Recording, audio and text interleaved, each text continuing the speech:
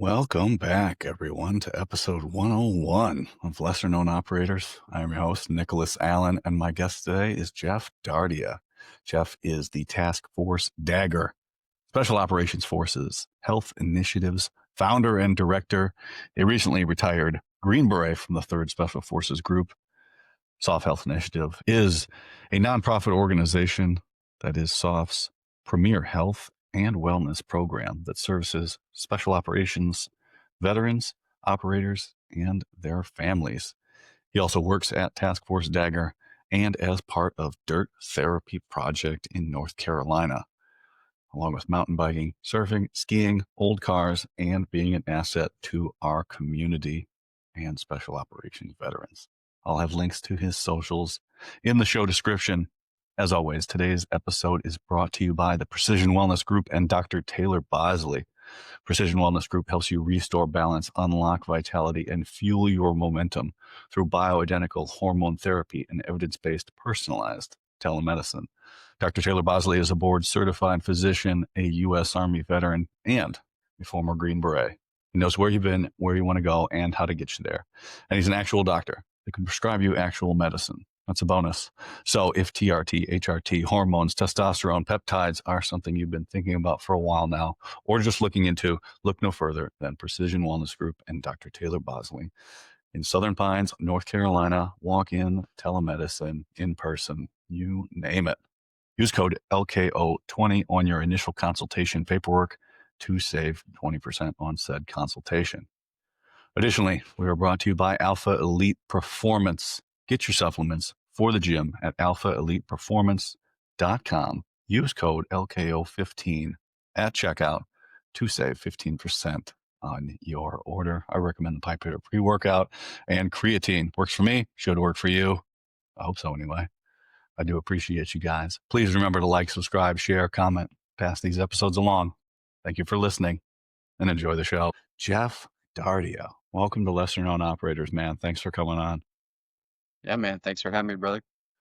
Absolutely. Absolutely. You're,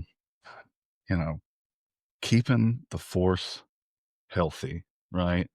And I don't, not to bring down the mood too much, but as I've said many times on my stories and with my content, Lesser Known Operators is completely dependent on my mood and how I'm doing. Like if I've got people going through it and I'm helping them, or I've got other people, then that affects me, and really the content that comes out of it. So it's super suicide prevention heavy right now.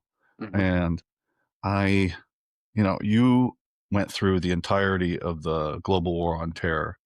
And this is a question that I brought up to my buddy of mine he's 30 years. He's still in now. He's at 30 years. And I said, hey man, when did you, the soldier, start noticing that this was a problem? Now I pose that question to you. When did you, as the soldier, start noticing that was a thing that was happening all the time? I want to say about 2009. Okay. It, He said it was, 6. he said sick. Yeah. I mean, Yeah. yeah, I guess. I mean, I was going through my divorce in 6 and 7. So my world was upside down anyway.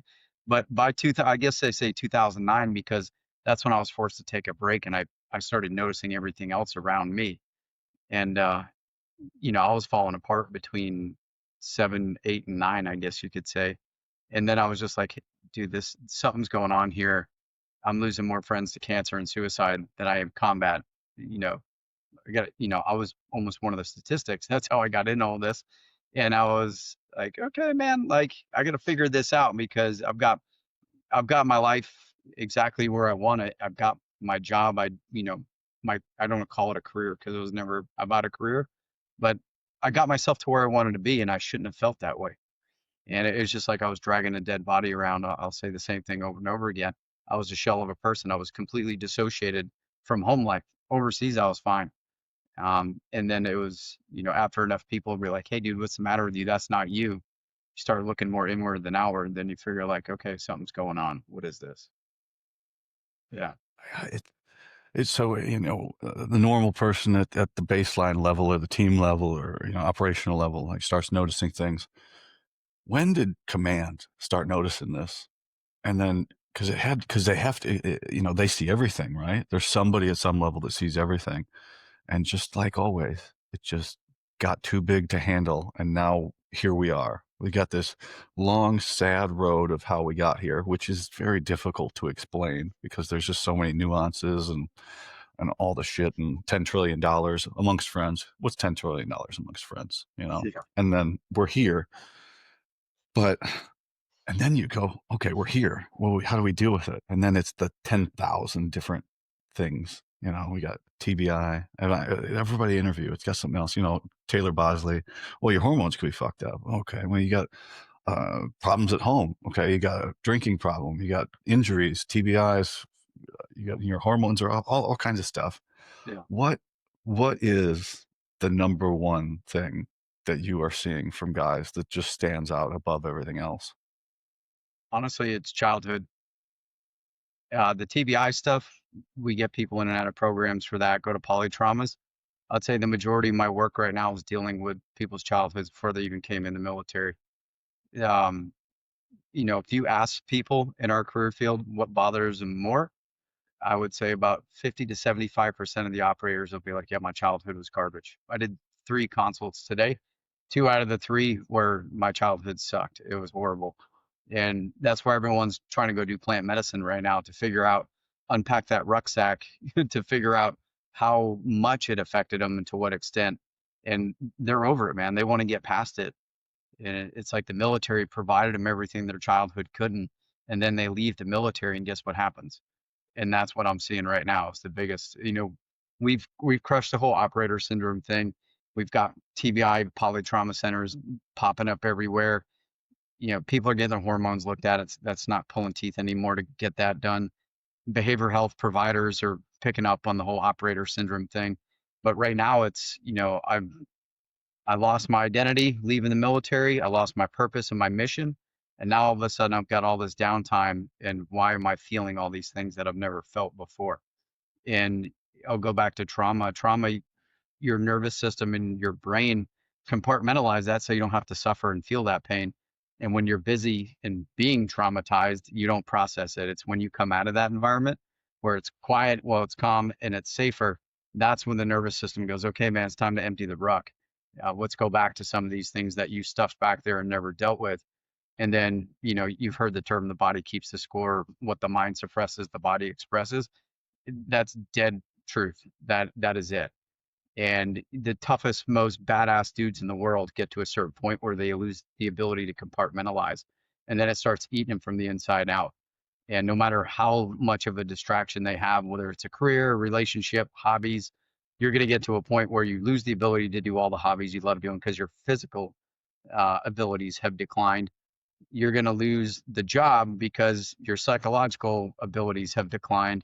Next thing you know, you're going to be sitting at the end of a bottle with a gun next to your bed going, what the hell could I do now? I've lost the ability to do all these things that kept me away from that pain and suffering. And that's what we're seeing the uptick in, all us and our partnered organizations with Task Force Dagger. We're seeing a massive onslaught of people coming out here in podcasts, and they'll be like, "Hey, man, I just, I heard it was a DJ Shipley and Pete Scopel, man." And it's like you keep hearing the same thing over and over again. I wanted to call him and be like, "Hey, bro, you should see my notebook of all the people I've been helping." But when other people hear that have been battling this for years, they're pissed. They're like, "Why doesn't anyone tell us this shit?" And our psychs know this. You don't get assessed and selected because your childhood was gravy. You get assessed and selected because your ability to problem solve, compartmentalize, and push through shit no other human being can endure. And that's what our assessment and selection is. And if we know that, who we're assessing and selecting and why they're showing up, to go through these programs, we should probably have a certain point in time while you're going through the pipeline that acknowledges, hey, man, we understand, you know, you came to us because you've got these attributes. And typically, most of the time, you get these attributes because of the way you grew up. Would you like to do something about this now or after the third and fourth DUI and, divorce or all these things? Then we'll help you. Then we'll give you the resources because, oh, yeah, you lost the ability to compartmentalize and problem solve.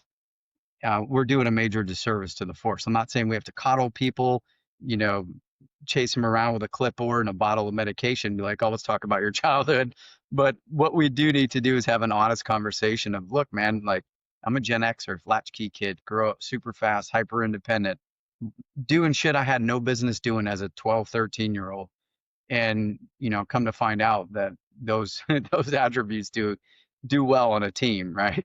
So we laugh, but I mean, we know a lot of people out there suffering pretty bad that have, you know, they've had the gun next to their pillow, next to the nightstand multiple times and just be like, man, I'm ready to end this pain and suffering. But there's resources out there. We don't have to go there. We don't have to get people to that point where they're thinking about that. We need to get ahead of this, especially now while we got to pause in major operations to be like, okay, what can we do better? And I think we are doing that as a community. And, I hate anything I hear that has 22 in it, 22 Ugh. fucking push-ups, whatever it is, 22, it makes me want to gag because it's almost like you're glorifying suicide. It's like you're planting those seeds in there. I had this conversation with someone else the other day, but it's like, hey, look, man, I always use suicide. Like, think of a suicide vest. You end your life, but you've just transferred your suffering to everyone else in that room. And that's what you do to your family and your friends when you do that. And I get it, man. I've been there where those ideas have popped up. But I was like, I can never do that to my family ever or anybody I've ever cared about. That's not the answer because you might end your suffering, but you just transferred it to everyone else. That's the conversation we need to be having. And that's why you see in a lot of units where, we have our memorial walks and we have our stones out in front of the unit, but inside, we have the plaques for the people who killed themselves and died of cancer. And those are like triple the number of people we lost in combat. And they don't want to glorify it because they don't want to plant those seeds in people. Be like, look, if you do this, you're not going to be out on that front walkway. And it's just there's no normalizing suicide. There's no, we see it all the time, so it's normal. And it's not just a military problem; it's societal. Where people are losing they're tethered to the earth with spirituality, not having a purpose, and just losing that anchor to life.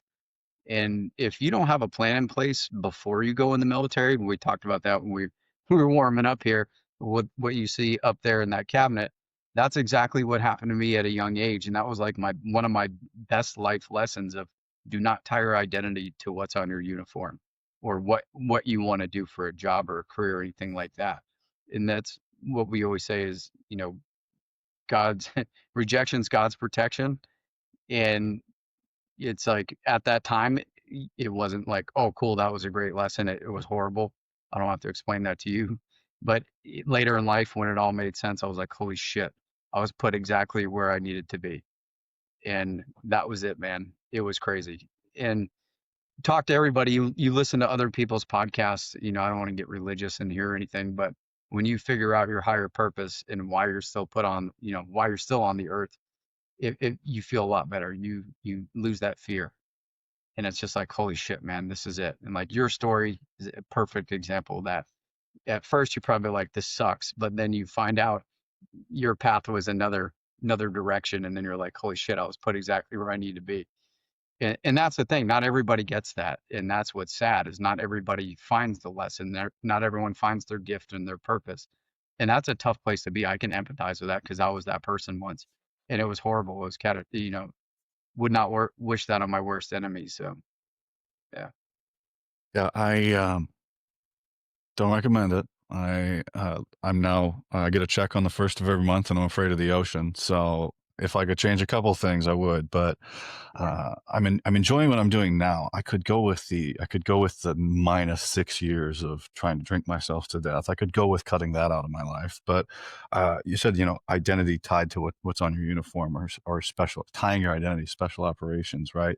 yeah, I've pretty much resigned myself to the fact that I am tied to that because I have a lot of gas left in the tank. You can't ask a lot from somebody who did 20 or 30 years and then they retire. But you can ask a lot of me because I didn't get to do what I wanted to do. And now I'm like, hey, I'll do that stuff. I'll do that. Let me see if I can help with that. So it's like this, if I can't be rid of it, well, how can I help it sort of thing? And there's a healthy way to do all those things. And I'm trying to figure out how to do that. The you're 22, the, you're doing the it, man. 22, is a paradox. I said it's a paradox, right? Because 22 push-ups a day, or however you want to phrase it, doesn't do anything. But it, at a very baseline, it just makes people angry enough to cause them to go do something, to go, God, that's so stupid. You know what? I can go do something that actually helps. So it's like this weird little thing that angers people enough to go get them off, to get them, oh, hey, I can go do this. I can go do these action adventures, or I can go start this health initiative, or things like that. So it's not a total negative. It's just a mostly negative. I see it as. I mean, I'll take it as a call to action, right? Yeah. Uh, it's bringing awareness to something, but it's the call to action. What do I do now? And that's think about with moral injury of being able, knowing you have the tools to prevent someone from doing that, you have the resources, and then your best friend kills themselves. And then you're just like, what the fuck? You know, that's what kills us. That's what drives us. You don't come into special operations because you're not a driven individual and you don't want to help people. And when you have the ability to help someone, like responsibility, the ability to respond, of course we're going to do it. And I'll use like the Afghan recovery effort as one of those things. Is that we have the skill set to do this. Give us the opportunity, we have the tools, we have the networks. Let's go do some. And a lot of people, myself included, we did that. And I couldn't live with myself if I had the ability to do something about something that significant and just sat around like, hey, someone else will do it. That's total bullshit, man. We're not wired that way. And that's why I started this program for Task Force Dagger for the same reason. I was almost one of the statistics. I fully understood why those things happen, and I was like, no, man, we got to do something about this. We have to get out there and start having these tough conversations and ruffle some damn feathers and not worry about what it's going to do. You know, as far as back at the units of pissing people off or threatening people's careers because they need to do the right thing. I didn't give a shit about my career anymore after that. I was like, if we don't do something about this now, like, do we make an impact over in Afghanistan? Probably did more with social media and TV and movies than we ever did with any bombs or bullets. But it's like, yeah, we had small impact, but I helped way more people back here in the United States with this program than I could have ever done overseas for 30, 40 years. And the right type of people we want to be helping, not what we witnessed in 2021 when we handed over everything over in Afghanistan. I'll leave that one alone. But it's like, yeah, man. Yeah. All right, let's go do something. What do we do? Where do we start? We start with the individual, or do you start with yourself? So one, you got to put on your own oxygen mask first before you can help anybody else. It's in our nature. We're fixers and savers because of how we grew up. Whether it was a parent, we basically parented our parent, fixing them. Whether it was a relationship, you were trying to change the outcome of when you lost when you were younger. But we all have this savior complex thing going where we want to fix and help people. But I'll tell everybody, one of our coping mechanisms to help everyone else because we forget our own problems. If you identify that you do indeed want to help people for the right reasons, and it's not just to forget about your own problems, do the work first because I'm telling you right now, you're going to run yourself into the ground. You'll be like I was, and you'll be on the receiving end of the clipboard going, what am I doing here? Why is this happening? But identify what's going on. Like look inward, a little bit of self-awareness and reflection and figure out, okay, I want to help people, but how do I do this not at the cost of myself and my family? How do I do this in a positive, impactful way where I can do the whole work life harmony thing and not run yourself in the ground and be another victim of trying to save the world and can't? Because when you start doing that, you're going to become a trusted agent. Your phone's going to be blowing up 24/7 of how do I help this person? How do I help that person? And one of my realizations when I came out of my third ketamine session was like, all right, you're doing all this stuff for the right reason, but now you can't do it at the cost of yourself and your family. I got a daughter, had a partner at the time, and I was like, I had a dream that night after coming out of my big release moment with ketamine, where I was in a sinking ship. I was like the Titanic, and I'm at the bottom of this thing, helping everybody get up out of this, climb the ladder, get out, get on the lifeboat, and my family's sitting right there, and the water's coming up over our heads. And then it was all of a sudden, it was like, oh shit, okay, I fucking get it now. All right, smack. All right, I get it. I get it. And it was like, pay attention to what you're being told. I was like, how do I do this? How do I continue to help all these people, but not do it at the cost of my family? And that was teach other people how to do it. help other programs get up to the level that you would want them to be and get the word out. And we started doing that with all the briefs, the education, the operator syndrome stuff. We just got out there and just went after it. Podcasts, articles, writing, listening. People started getting, the message of, hey man, there's something we can do about this, but it's not going to be at the bottom of a prescription bottle. And you've got to put your ego aside and actually raise your hand and say, hey man, I'm fucked up. I need help. That doesn't exist. Especially we talked about that childhood, Gen X or Rambo generation. We're like, nope, fuck your feelings. And I'm never gonna ask for help. I'm never gonna show weakness or any of those things. But that's what's the biggest obstacle of getting help is that ego. And in most of the cases, it's not you have a big ego. It's like you have a lack of ego. You don't have an identity. And it's tied to what you did at work. And when you lose that ability, it's like smack right across the face. So I just tell anybody that's listening, it doesn't matter if you're special operations or a freaking librarian. If you go through some shit in life and you're at that point where you're questioning your existence, fucking talk to somebody. There's plenty of programs out there now for everybody of all walks of life to get some real help. And it doesn't involve a prescription or it doesn't involve to being hooked up and getting electrocuted to try to Yeah. change what's going on in the brain. We do have some stuff like that we'll talk about later, but no, man, there's no excuse for giving up. And that's something we never do. That's why you got assessed and selected because you have the ability to endure through the worst things possible and never quit. And when it comes to ourselves and getting help, we should do the same thing. Never fucking quit on yourself.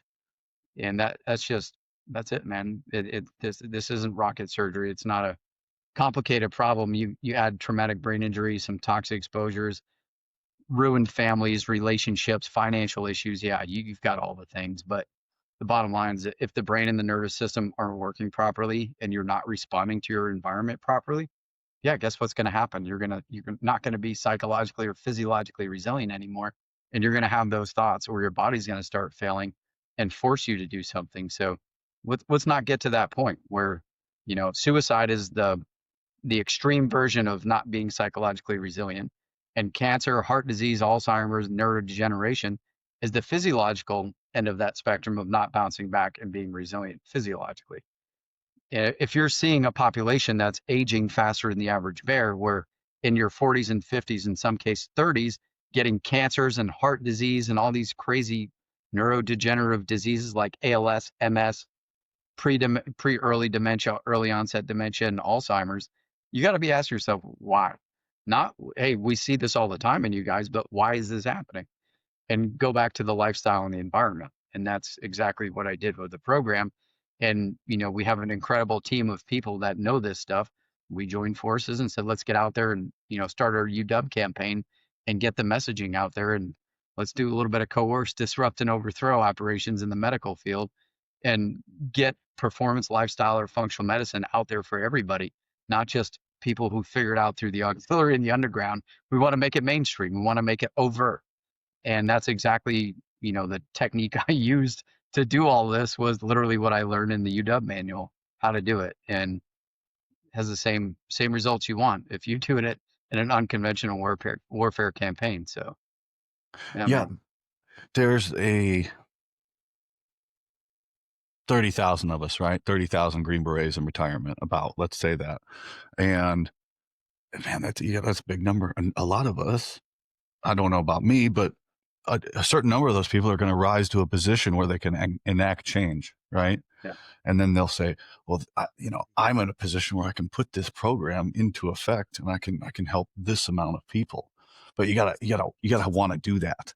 I see the biggest, from my personal experience, if somebody's drinking, you're not going to get through to them at all. You're not going to get anywhere. You're not going to be able to get them in the gym. There's nothing you can do in the gym to overcome that unless you can get these guys to stop drinking, because until I stopped drinking, I didn't change anything. I Yeah. was not listening to anybody. I was not going to take any medical advice. There was no intervention until I stopped drinking. So how do we do that? Because if it didn't work, they wouldn't sell it at every store that there is on every corner in America. Yeah. And how do we get the guys to say, you need to stop? Because it talks to you. It starts telling you you're okay. You know, you're fine. Everybody else is fucked up.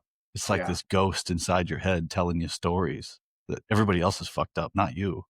Yeah. How do we get past that? One, stop institutionalizing alcohol. It's we do something good, we drink. We something bad happens to us, we drink. You get married, you drink. You get divorced, you drink.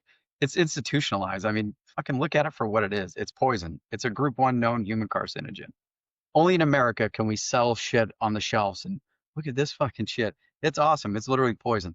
It's look at it for what it is. It poisons your body and your mind. Nothing good happens. Everything we do in our career, how do people get in trouble? Pussy and booze. Right there. Nothing good comes out of that, whether it's your relationship or your health. And it's something I had to learn because I grew up at a young age. I drank more as a teenager than I ever did as an adult. And I quit drinking after I got screwed up in the Navy. And then I didn't drink again until I graduated the Q course. And then, you know, very so often, it was nothing like when I was a teenager. Because where I grew up, you were the badass. You were cool if you were drinking at a young age. And it defined you how shit faced you or your tolerance, right? Like how cool you were based off your tolerance.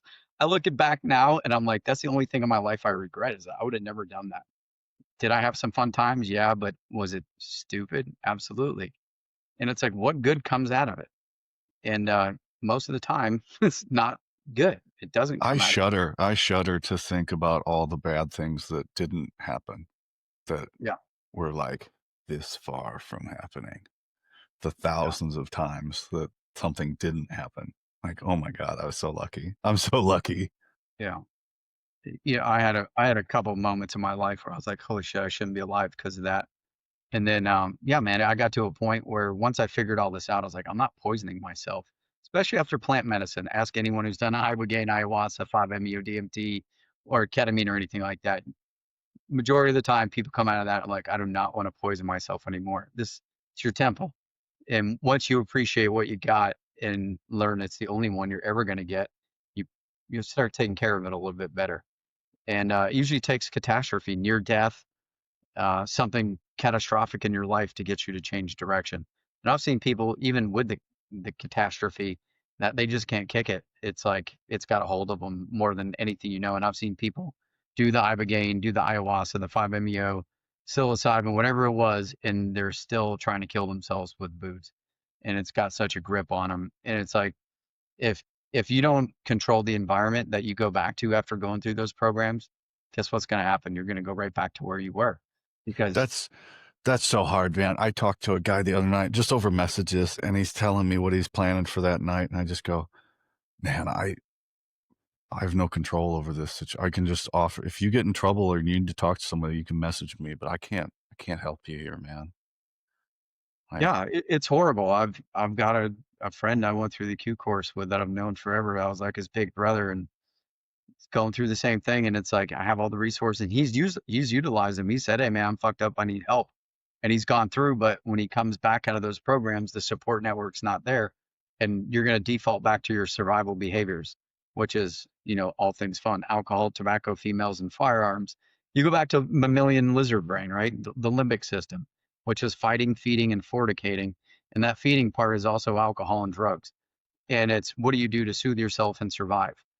And if you're not getting your needs met socially or through relationships or networks, you're gonna try to escape.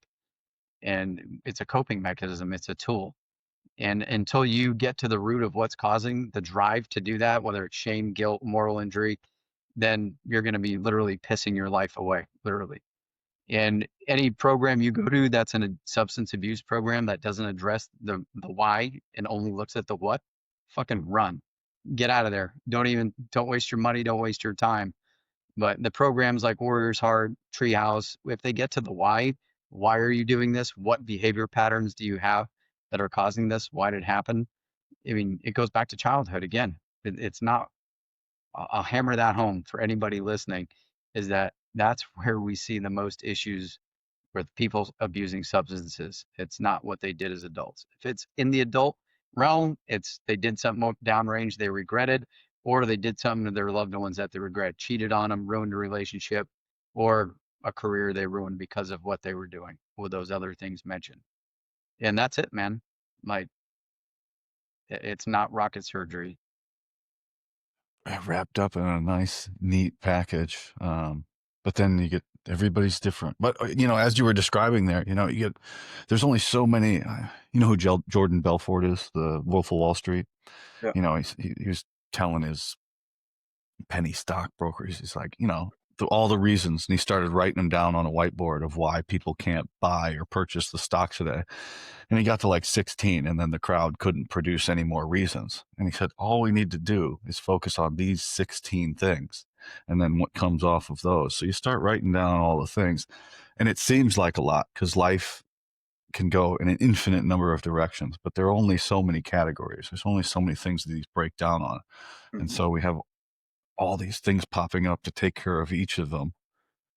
So what's the next step after that? If we get the person to stop drinking and we get them through a therapy, how do you pull them back into the community and convince them that like this isn't going to go away? It's not going to evaporate. We're going to be here for you. Because You that'll got be too. People don't want to burden or like be a tax on people that are trying to help them, and then they'll kind of just ghost away. How do you convince that, hey, you're part of the community now? This is a real thing. It's not fake. Yeah, I mean, it's actions, not words. We always talk about this brotherhood thing, but when it comes to delivering on that, sometimes it's a little short. Yeah, you got to come back to the right community. If you, I'll use whatever organization you want. If you see them out there telling, hey, we're trying to do stuff about suicide, we're trying to do stuff about mental health, and then you're literally running events where you're taking those same people struggling through those things and you're giving them the stuff that's causing the problems. We got to take a hard look at that, a real hard look. When it comes to cancer and suicide, alcohol is right in there. That's one of the top dogs. And I'm not trying to be the fun police on anything, but we have to have a hard look at that. If we're really going to tell people we give a shit about them and we care about them, we can't be throwing that in their face and being like, "Yeah, man, we're going to go raise money for you by drinking." You know what I'm saying? It it sucks because no one's immune from that, and we do help a lot of people by raising money, and there's alcohol sponsors that help, but it really comes down to how do we do this smart? And if you have people struggling with that, that has to be nowhere in their environment. It's got to be completely out of reach to them until they get to the point in their life where you're like, I don't care if you dump it on me, I'm not gonna have this out. Until that happens, man, misery loves company. And if you're around shit long enough, you end up smelling like it. So you have to be hyper aware of your environment, of what you go back to.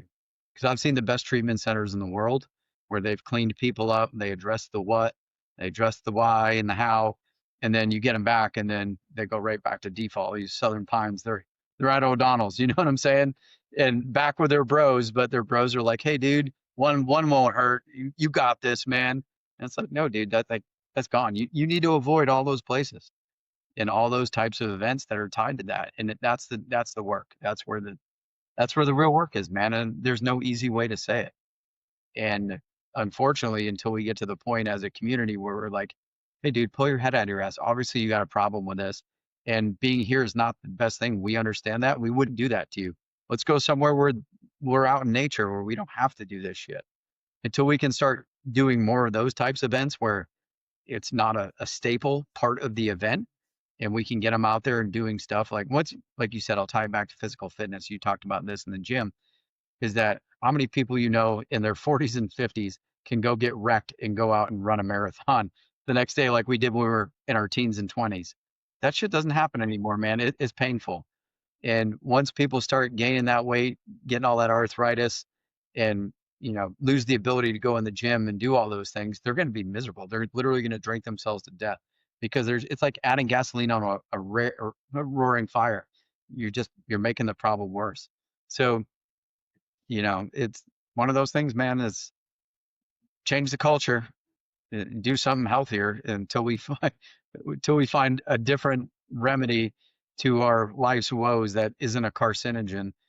We're going to have those types of problems. And, Yeah. substitute The one substance for another. It's the same thing, whether it's marijuana or alcohol. I'll take marijuana any day of the week, less harmful than alcohol. But that one's illegal, and you go to jail and get kicked out of the military for it.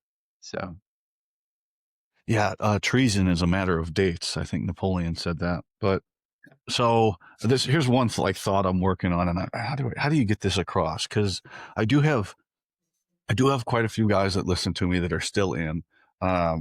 Quite a larger contingent of guys that want to get in, and then retirees, and things are a lot different. Once you hit that line of on this side of retirement, it's a whole new world, and it's not the same as the trying to get in while you're in, and then the demarcation line. But the brotherhood, okay, let's say you retire, you're a team sergeant, you retire. The brotherhood, is that team room, your company, right? And then guys get out, and then they think that the brotherhood can help them, the guys that stayed where they're at. And yeah, that's wrong in thinking. They look back for help. Well, those guys, they didn't leave, you left. So they can't help you. They're still in their situation in serving. And like I right. said, that demarcation line, how do we convince guys that you need to look the other direction for help? Instead of looking to the people that were there for you, you need to look to the people that are going to be there for you, because they'll catch up later. The guys that are still in the team room, they're Yeah. not going anywhere. You're the one leaving. You have to look to a different group in the brotherhood. How do we convince guys of that? You get the right guys that did the deed to be the messengers to carry that message and get it out there. You got your Nick Labrys in our community, right? That have overcome some major shit in life, and they have that reach, they have that wasa to get out there and tell people like, "Hey, dude, don't be a fuck up," and they'll listen. They respect them. And until we get more people in our community out there saying those types of things, it's going to fall on deaf ears, like you said. Think about showing up to your very first team room coming out of the Q course. Everything you saw in that team room is probably like that was it. That was the gleaming example of the rest of your life, what to be. If it wasn't, good on you for identifying it. But for a lot of people, whatever example was set for them, they carry that forward.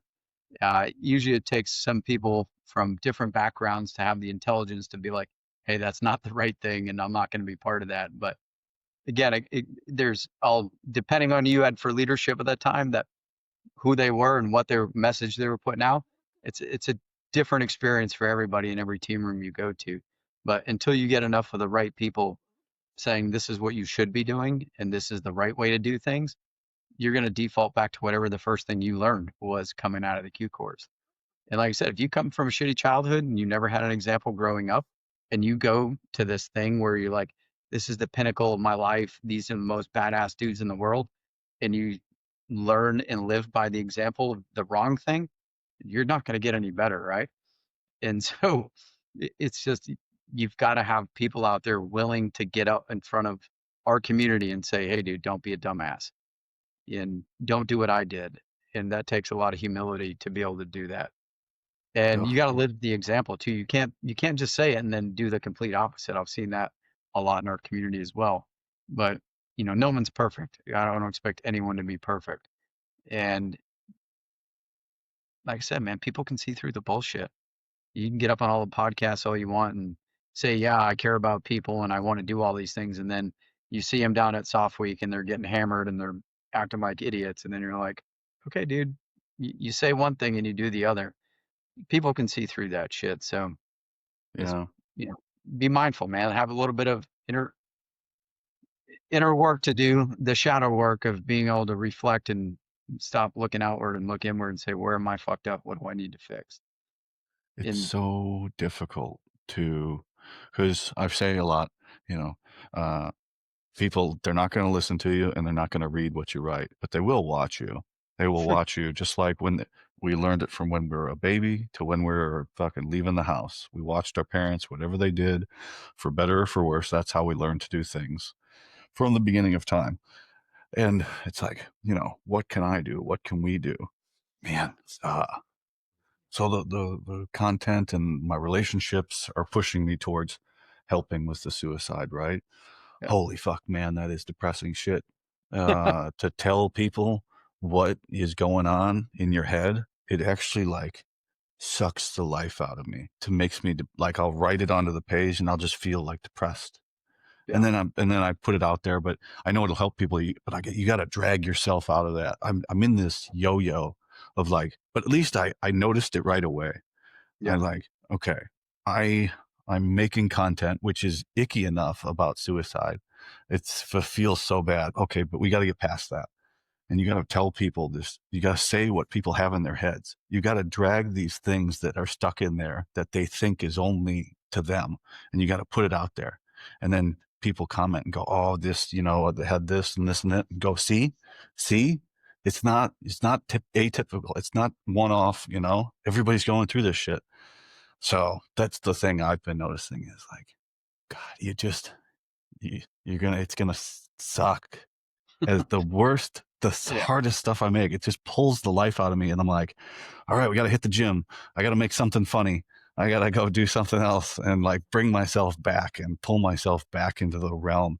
So it's Yeah. extraordinarily difficult. And I sympathize with everybody now that doesn't want to make stuff that way because it's not pleasant. Like the one I wrote last night, I just felt awful after I wrote that. And I was like, that hurt, and then I read it back and I went, I was crying. I was like, that sucks, man. Like that is terrible. And that shit happens all the time. Yeah. That's what I do for a living. It's And it. yeah, that's the other side of it is like, how much can you take? Right. And you kind of it sucks. You become like calloused or numb to some of these things. It's at first I did. It wasn't 23 when I had to go to STAR in the TBI program. I lost the ability to compartmentalize. I started having like fucking seizures, panic attack, whatever you want to call it. I just I couldn't go to funerals anymore after I buried one of my buddies and spoke at his funeral. I talked about that in a couple other podcasts. But I was just like, holy shit, dude, I'm surrounded by this. I do it for work. Like I started the program for Task Force Dagger in 2012. So after 3 years of gutting it through with all my crap, started the program and was doing this while I was operational, while I was on an ODA, while I was deploying, while I was going through schools, everything, while I was going through divorce, what relationship struggles. And I was like, I can't stop this because, you know, I lost one of my best friends to suicide in 2016, lost one of my childhood best friends 2017, lost my dad in 2017. It was just like the gut punches kept going one after another. I was like, I'm done with funerals, man. And then I was like, fuck it, I'm numb. Didn't cry at anyone dying. And then I was like, this isn't right. I know what this is because I've been doing this work for a long time. I'm at the point now where I've lost the ability to bounce back. I've lost the ability to be empathetic or compassionate. I've lost the ability to have joy and pleasure in my life. I was numb. And I was like, I can't do this to my family. And so, time to go. I knew exactly what to do because I had been helping people go do this for years. And I was like, hey, man, I got to lead by example. I got to go do this. I have to put my ego aside, go in, go in front of the person with the clipboard and do the work. And that was it, man. I did the ketamine therapy. I went hypnotherapy, psychotherapy, psychologist, psychiatrist, hypnotherapist, like all of it. I was like, yeah, man, this is all the shit that fucked me up that I can remember. And I thought I was awesome at stress because I went through BUDS, went through the Q course, Sephardic, dying school, like all these things, right? You're like, yeah, I've mastered all those. It come to find out there's a reason why I was able to do all those things. And it goes back to when you were young, what you went through, and then what you experienced in combat that you like. I think all the things in combat that happened to me, like so many near deaths, it's like, yeah, whatever. That was awesome. That was badass. We laughed about it. We joked about it. But when you relive those things under a dissociative and you can see them for what they were, you're like, holy shit, dude. Like, I should have been dead so many times and I just laughed it off. Like, okay. But in reality, what we're laughing that off, your nervous system doesn't go, haha, funny. Your nervous system goes, hey, dude, pay attention to those things for the rest of your life. And then fast forward a few years coming out of combat when you're sitting in the parking lot at a Walmart and the crackhead comes up to your car and all of a sudden you're trying to tell somebody like, hey man, we need to get the fuck out of here right now. And they're like, yeah, whatever, it's just a crackhead. And you're like, no, dude's closing distance on us. We need to get the fuck out of here now. And they're like, what's the matter with you? Then you're like, hey, motherfucker. And you blow up and you're like, where's this coming from? And you know exactly where it's coming from after you do the work. And you're like, yeah, when I was in Afghanistan trying to put out something, hey, we're about to get our asses lit up, and no one's paying attention. I'm like, oh, they always fucking say that. Never gonna happen. Next thing you know, you got bullets flying through your fucking uniform and your vehicles. And you're like, hey, dude, what about that? It's never going to happen. I never realized how my first ever engagement in combat shaped me for the rest of my life. But when the spidey senses go off and someone gaslights the fuck out of you and says, don't worry about it, and then you almost died, guess what's going to happen? It could be combat, it could be sexual assault, it could be abuse, it could be any of those situations that your nervous system's gonna be like, hey, dude, when those things are in the environment again, and I tell you that there's an issue going on and you ignore me, I'm gonna make you pay. And that's gonna come in the form of anxiety, panic attacks, anger, and all those things.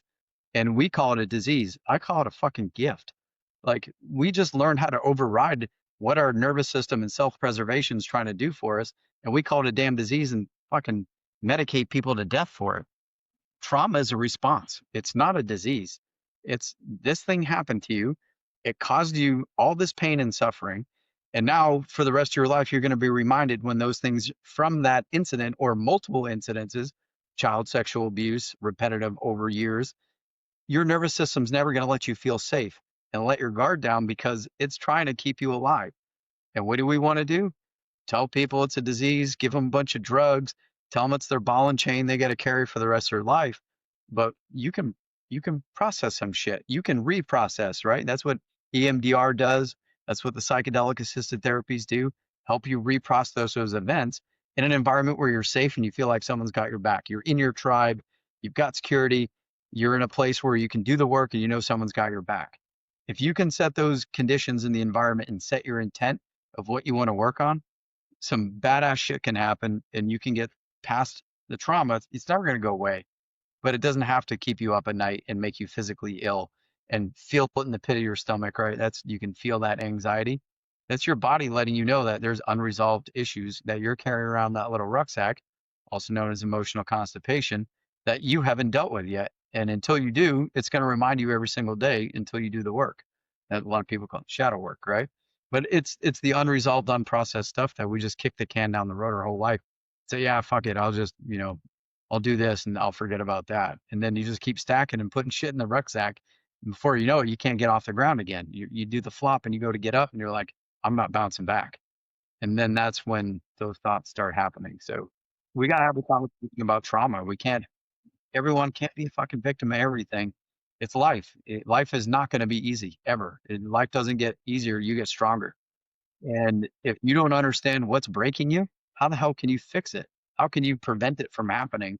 How can you resolve it, right? Whether it's psychological health or physiological health, if you manage the symptoms, it's never going to get resolved. And all you're doing is putting tape over the check engine light. And it's going to get worse. It's never going to get better. And so, it's a man- I Well, here's what I say about combat. Right, I never got to go, so I don't know. I don't know what anybody says when they come on here. I have a great understanding of what you guys mean when you talk about it, but I don't know. I'd have no firsthand experience, so I don't directly know what you guys are talking about. The same with trauma. When people say that, I don't know. Like I didn't have to overcome shit. Like I'm atypical from let's stop right there. Have you almost died before? I meant through my childhood and stuff. Anything? Did you Oh, that was car fucking bicycle just accident? I've had a lot of Did people die? concussions. Did you lose somebody that you cared about? Not that affected me. Yeah, but I mean, it could be anything. Combat is just it's a means. It's a means to trauma. Well, I'll here, use well, let me finish the thought. Um, okay, so, and then with the trauma, right? I don't know people, and then we flip it from the other side. The person that's gone through that, all of these things that relate to mental health and putting your problems away, they're only real if you open your mouth, if you speak them into existence. So from the other side of it, people go, well, these people don't know what I went through. So I'm just going to keep it to myself. And then it just, then it's going to fucking explode. Right. It's the fix all is I'm just going to keep it to myself. Cause if I don't say anything, it's not real. And then you put the point of diminishing returns and you get to that and then it's over because they'll just hold till that point and then there's no coming back because everything explodes at that point. How do we convince people to not do that? it goes back to the ego again. It's like, oh, my trauma is more worse than your trauma. It's like trauma's fucking trauma, dude. It For the person who got fired from their job and lost their career, or the athlete that broke his knee and couldn't go back to the NFL, that's a loss. L's an L. And whether it's your career in the military, career in the football field, career in the office, whether it's the relationship, a loss is a loss. Betrayal is betrayal. Near death is near death. Doesn't fucking matter how cool guy it was or what tabs you had on when it happened. It's total bullshit. And the people that I see that are the ones that we can help, that will refuse help, I'm not talking to that person. They didn't fucking do what I did. They don't understand me. There's a point where it's like, hey man, like, okay, I got it. If you're the person that wants to work with a therapist that's not going to go show me on the teddy bear what happened, we have therapists in our community that know our background and have been there and done the deeds. And we're like, hey man, put the fucking ego away, right? Let's talk about what's really going on here. And okay, you understand me, you get me. There is an inkling of that, but I'm telling you right now, it goes back to that ego of no one knows what my trouble. That's the victimhood. No one suffers as bad as I suffer. I have a few people in my life that I'm involved with where that's the case. And it's, if you think that yeah, your suffering's your suffering. I can't relate to what you went through because I didn't live that experience. But to tell someone you don't understand what loss is, or you don't understand what betrayal is, or any of those things, that's the head this big. That you can't get out of your own fucking way. And it's like, hey man, that's where the empathy comes in. And that was one of my other smack in the face lessons in life, because until I got pulled out of buds right before I graduated, I thought everyone who quit or got hurt was a pussy. Like, oh, they're fucking genetically weak, pains, weakness leaving the body. I was that guy. It was, and then it happened to me, and I'm like, oof. I'm like, okay, I get, okay, there's the lesson, buddy. You're humbled right away. Smash, fucking sledgehammer. And then from then on, it was like, okay, man, like, yeah, what I went through sucked, but everyone goes through shit every day. There's trauma all around us. First responders see way more shit than we did in the military.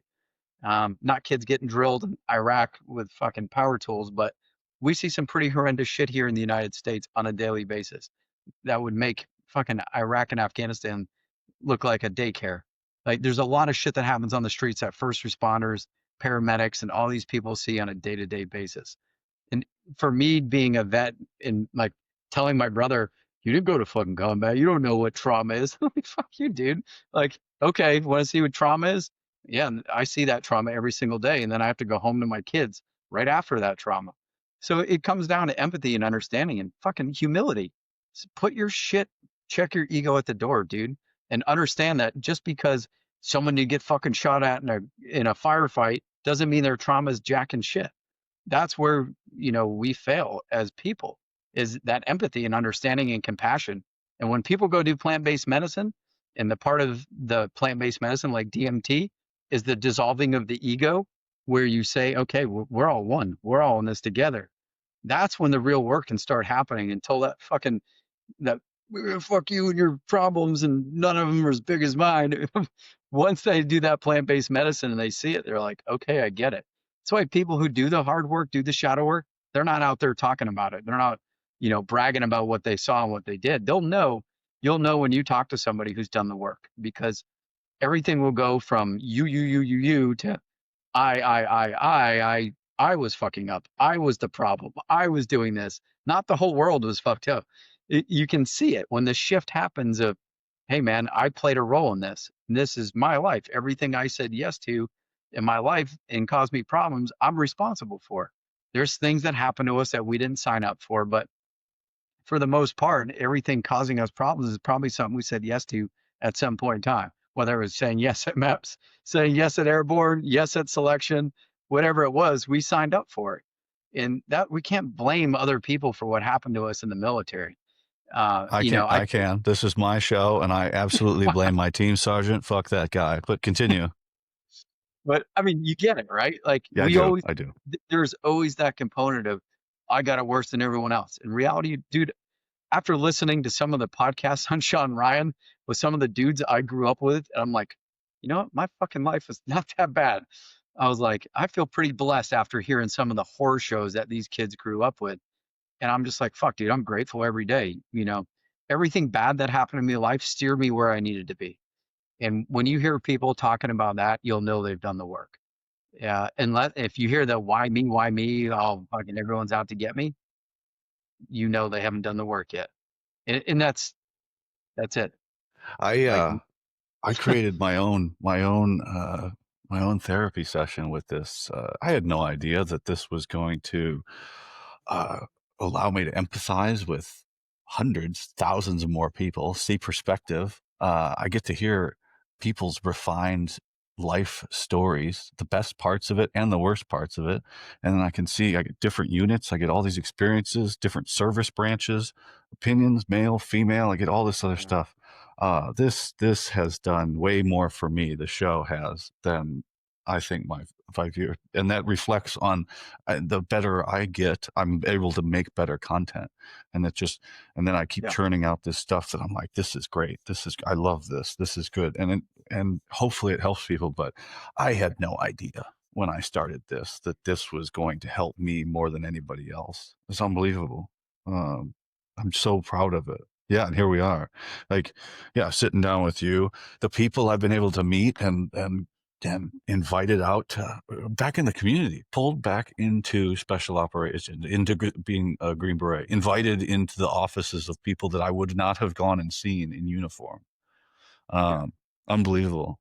And it's all because, you just, but to me, did nothing. If I wouldn't have stopped drinking, I'd be dead. So Yeah. to me, that's the paramount. That's above everything else. If we can't get guys to put the bottle down, we can't take step two. So to me, that's the biggest hindrance for everything in our community, every ailment, everything that ails us. Can I ask a question? Go ahead. What was the turning point for you to quit drinking? Cops got called. Yeah. So, Yeah. and then I'm like, what are you doing, Nick? And for everyone listening at home, do not do what I did and just fucking stop. I went from half a handle a day to zero. That is Okay. not the correct way to go about things. That is extremely painful. But in 2 weeks, it was over. And Yeah. I didn't die. So the doctor said I could have, though, which, Happens a lot, believe it or not. yeah, third time. That was the third time I did that. And third time worked. So, you know, I never Well, want to do that ever again. That one was pretty bad. So, yeah, like I said, man, it's funny how things work, right? It's I was kept here for a reason. What is that reason? When you can figure that out, when you can pay attention to the to the lessons and the signals, there's no such thing as coincidence. That's my dad used to say it all the time. And there's not. Like everyone that's been put in my path in my life was a lesson or a blessing, right? And once you start paying attention to those things, you'll figure out when your circle starts getting smaller, but the people that show up in your circle have some important information to put out. That's when you know you're going in the right direction. It's like if you find yourself bashing your face against the wall and it's like the same outcome every time, you're not living your path. You're not on your path. And until you start learning those lessons, it's going to be painful. And once you figure it out, man, my dad used to say it all the time. He's like, he's like, you're going to keep fucking banging your head against the wall until you figure this out, until you pay attention. Listen, because your parents, they have the answers, they can help you. But until you're ready to receive that information, you're going to be banging your head against the wall. My dad was a prime example of that. He tell me all the time. He's like, you fuck up a steel ball with a rubber hammer, you keep doing those things. And, it wasn't until later down the road when you're like, okay, I get it. Once you have your own kid, you're like, oh, I really get it. But that's it, man. Like we're not perfect. We weren't put on this earth for, an endless ride with no bumps in it. Like that's not going to happen no matter who you are. Some people got a little bit easier than others, but everyone's got their problems. Everyone's got their issues and it's life. And until we can stop making everything about being a victim or, a crisis or whatever it is, it's like, hey, dude, like, okay, get back on the bike, start pedaling again. You're going to get this figured out. But if we live in a victim society, it's going to get worse. And unfortunately, we have a generation of kids growing up right now that adversity was pulled out of their schedule. Recesses were gone, fights were gone. Like all these things that taught us how to overcome challenges in our environment have been ripped out. It really like we're pulling all the things out that made us resilient. We're pulling it away from kids. So It's the the first time pendulum, they man. screw up, what's The that? pendulum, the pendulum. Bruce Parkman came on this show and he said it really well. He said, "My generation grew up to fathers that did not love them, to hard men that did not show them any love, and now the pendulum swung so far the other direction. The kids today know nothing but love from the day they're born, and that's just the way society's going to go. And Yeah. it's just you go from." Like one end of the spectrum of your dad works in the factory and he's very angry and comes home and beats you every night to 2 generations later, if that's not going to happen, that's the other direction. So that's just society's going to affect that. Um, but the people who are going to succeed are going to be the same people no matter what the generation. The people that are going to rise to the top are going to be the same people Yeah. no matter the generation. It's just they have to, and I see that in the messages that I get from guys. They're very curious about what's going to trip them up because they don't. I don't want to say all of them, but they don't want something unexpected to come up and bite them in the ass. So they want all the information they can. We wanted information too because there was none. There just was none. Now there's so much information. They're looking for that little piece to go into their matrix. You know, the 18 Fox on the wall with his fucking strings and shit. Yeah. I think some of these kids have that in their room of all the plan to get through the Q course and things like that. But This generation's way more switched on about like purpose, relationship. fitness, not Oh yeah. drinking, Yeah. I mean, you kids know attachment styles, they know about childhood wounds, they know about, parenting styles. I hear kids in their teens and high school talking about these things. I'm like, we had zero clue about any of that shit. Nothing. We just figured it out, bang our head against the walls, and then, if it's stuck, it's stuck. But we didn't know any of that crap growing up. We just saw what our parents did, and we like, that's our model. Okay, try that and see if it works. But there's no instruction manual. I always go back to that. We were never taught what right. We don't. There's no. When you have a kid, no one gives you a manual and says, "Here you go. This is how to raise your kid, and this is how to operate this thing." And fix it and do all those.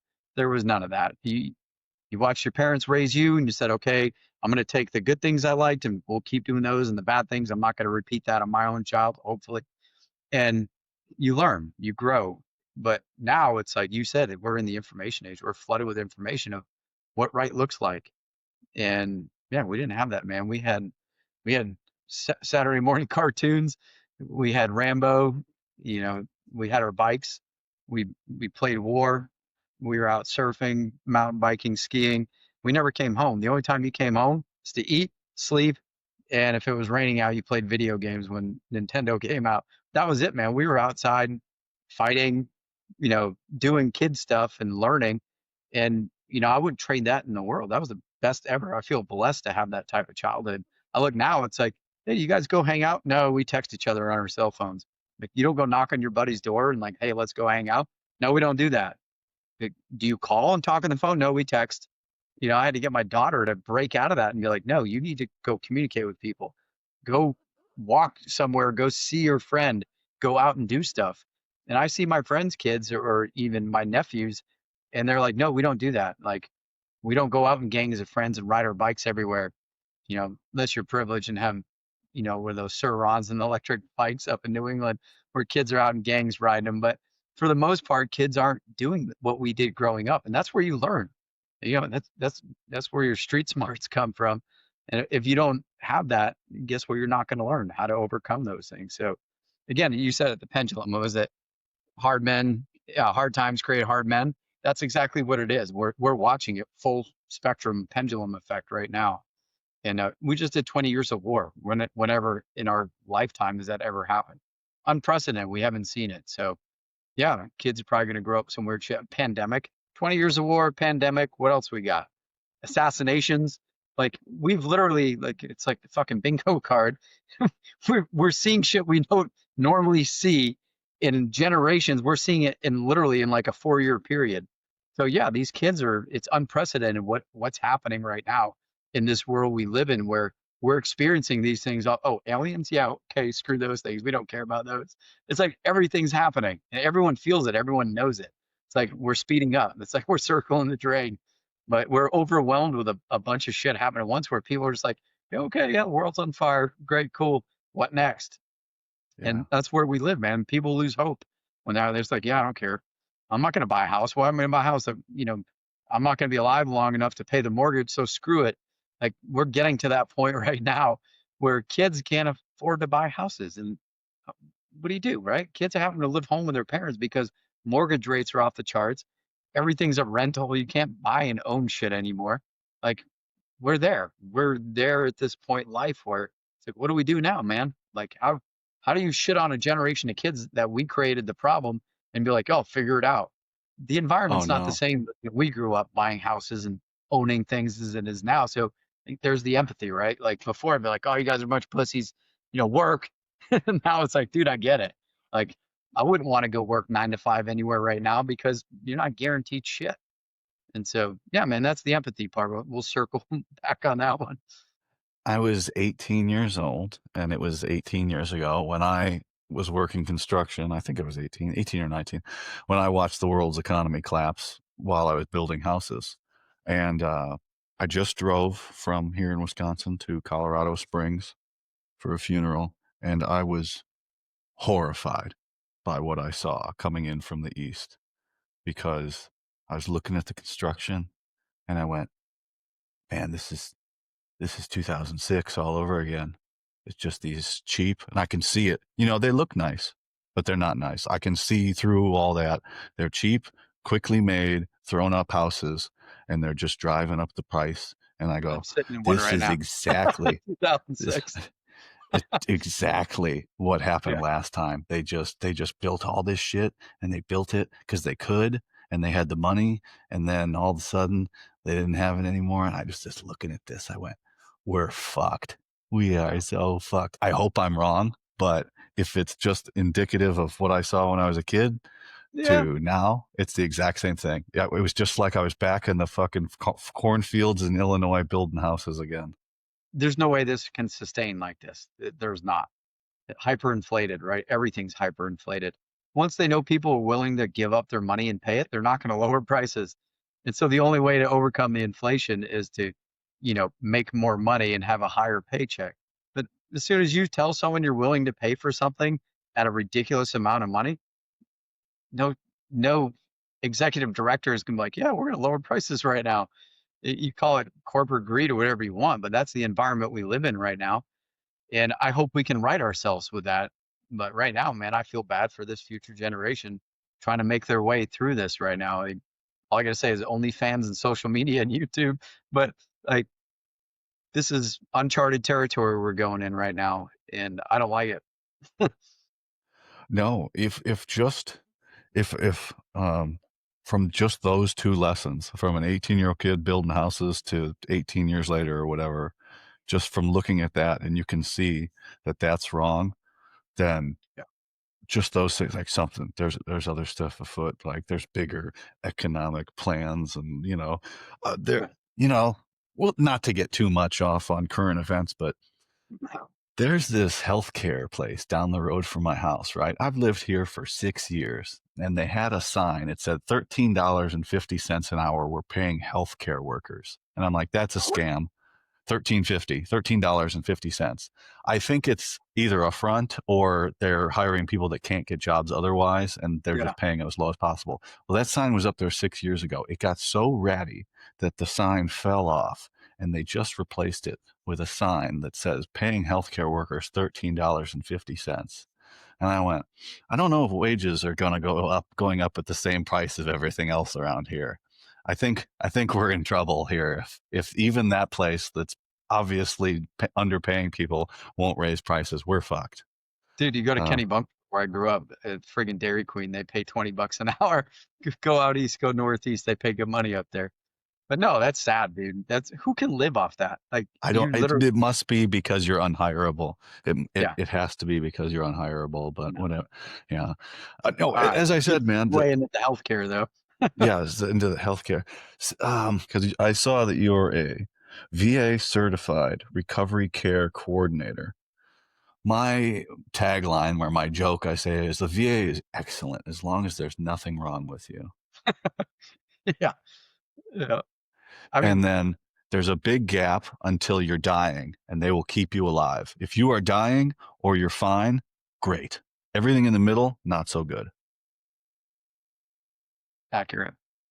But I will say no other country in the world has a VA like we do. It's just, it's corrupt. It's bureaucratic. No matter who gets in, they try to fix it. And then who's got a hold over the VA. And when you go to the VA and all of a sudden you walk out of there with a box full of pills, you know exactly who's in charge of the VA. There's no incentive to get off of that model right now because everyone's getting their pockets padded. And there's incredible people that work at the VA. The VA has incredible opportunities and programs. It's just there's a grip over it. And until people wake up to the fact that this grip is not just over the VA, but over health insurance, over health care, over food, over medicine, and you're the one that's the consumer, there's no incentive to stop that process. And the only way to get off that train is to stop consuming. And until we as a nation wake up to that fact that once we unsubscribe from that type of system, it's the only way we're going to stop it. And that's powerful. But when you're distracted by dumb shit on YouTube and TikTok and you're fighting each other, you don't look at the real problems. And if there's anything I can tell people out there, if you're seeing everything of blue and red, black and white, gay and straight, Christian and Muslim, you know you're in a psyop. You know you're being polarized. And if the media, we call it the news, if an event happens in the world and you have two opposing views, you have propaganda, you don't have news. The news is reporting on what happened with no bias, no opinion, nothing. That's media, that's news, that's journalism. When you have the same event happening in the world and you have two completely opposing views, you are in a psyop. It's that simple. There's no if, and, or but. Think about that for a minute and see where we are. And the world's a stage. You're part of this thing that's happening. Yeah, I had this conversation yesterday with someone about that. It's like, hey man, we have the playbook. This is in our doctrine. We know what this is. We set up radio stations and TV stations overseas in a war to change, persuade, and influence people. That's a psyop, and it's being done on us. But how come everyone else isn't seeing it? Well, they don't have the playbook. And when you're too busy hating each other, you don't look at the real problems. And, I have friends, relatives that are like, no matter what you tell them, they're going to be on that spectrum of far right or far left. And it's like, hey, dude, you guys have way more common in each other than you think, but you're just being polarized and pitted against each other. So you're not paying attention to what's really going on. And that's healthcare. That's that's everything. Like if you're always focused on your symptoms, you're not looking at what's causing the problem. You're just going to keep going back, and the insurance company's going to keep refilling that prescription, and you're never going to get better, but you're just going to keep doing it because that's what you're supposed to do.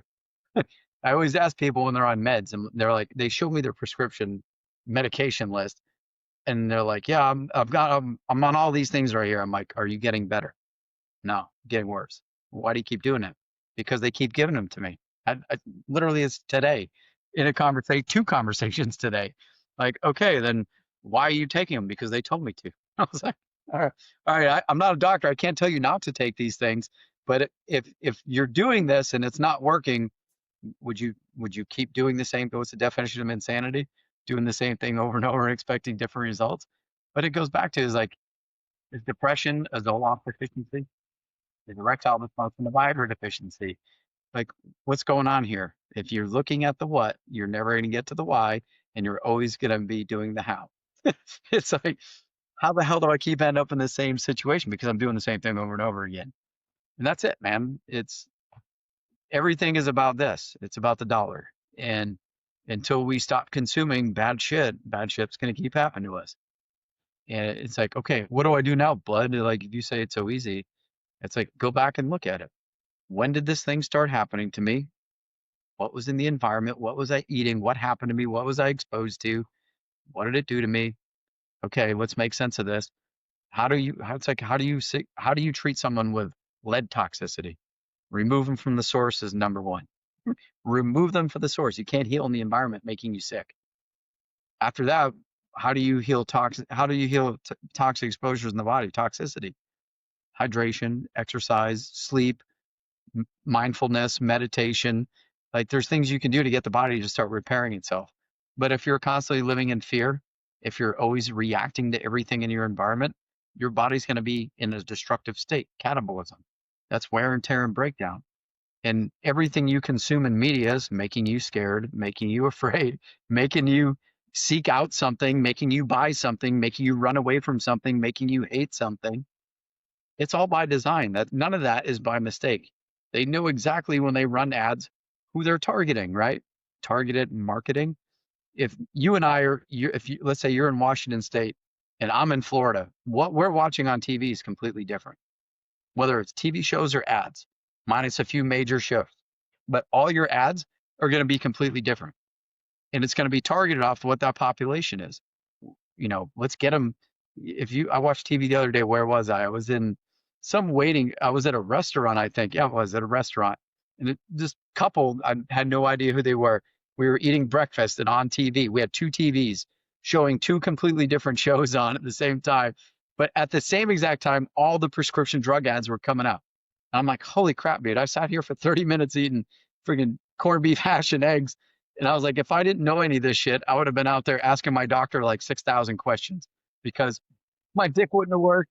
I would have had heart disease and diabetes and all these things. I was like, holy shit, man, I'm in rough shape. But I'm eating breakfast, dude, and I'm getting flooded by propaganda, bullshit, brainwashing shit to make me go talk to my doctor.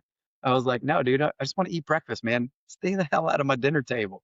But that's where we're at, and it's none of that is by coincidence. It's well designed, targeted operations against people to suck them dry of their health, their wealth, like to pull them for everything they got, to get you to buy whatever it is the hell they're selling. So you can figure that out, man. You're in the matrix. You're part of it. And like I know, like that's it. That's why I get all my medical advice from our sponsor, Precision Wellness Group, and Dr. Taylor Bosley in Southern Pines, North Carolina. Oh yeah, Walk man. in or telemedicine, and he's probably licensed in a state near you. Thank Good you for the plug. Thank you for the segue there. No, I every time I see By the something way, like that, doctors like that don't have to advertise because people get better and they tell their friends. And that's the way it should be. well, You don't see Ferrari putting commercials on TV, do you? oh no, No. Ferrari doesn't have Why to is that? advertise. Because the Um, shit's good and you ain't gonna buy it unless you have all that money. So don't waste your time advertising. what did It's the I same say? with your health and wellness. Yeah, You don't have to Ferrari. sell drugs and prescriptions if you're taking care of yourself and doing the right thing. No, no. Ferrari turns more people away than they accept. Actually, I think it's like 2 to 1 or 3 to 1. That's Uh, how healthcare should be. it should, it should. But no, if something comes up, I just run it by Taylor. He's a Green Beret, and now he's a doctor, and I already think everything's bullshit anyway. So I just go, hey, what's up with this? And he goes, no, or he goes, yeah, that's cool, then stuff like that. But he's not gonna bullshit me. But yeah, he's got his own practice going out there in Southern Pines doing the hormone replacement therapy.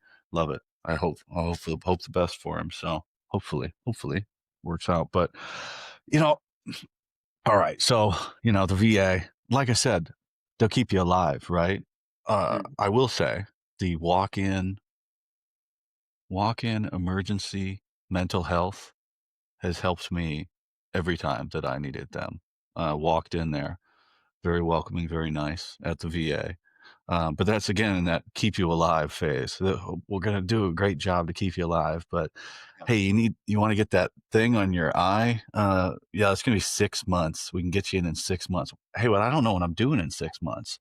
Well, we're going to have to take a chance here at 2:30 on a Wednesday that you're not going to be busy, and I have to cancel every time. So it's great. I really don't like it, but we do. It's free at least, right? It's free.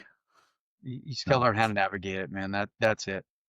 I'll tell anybody, learn what they do well and where they struggle. And like you just nailed it right there. You found a niche, right? You found where they were effective and what brought you benefit.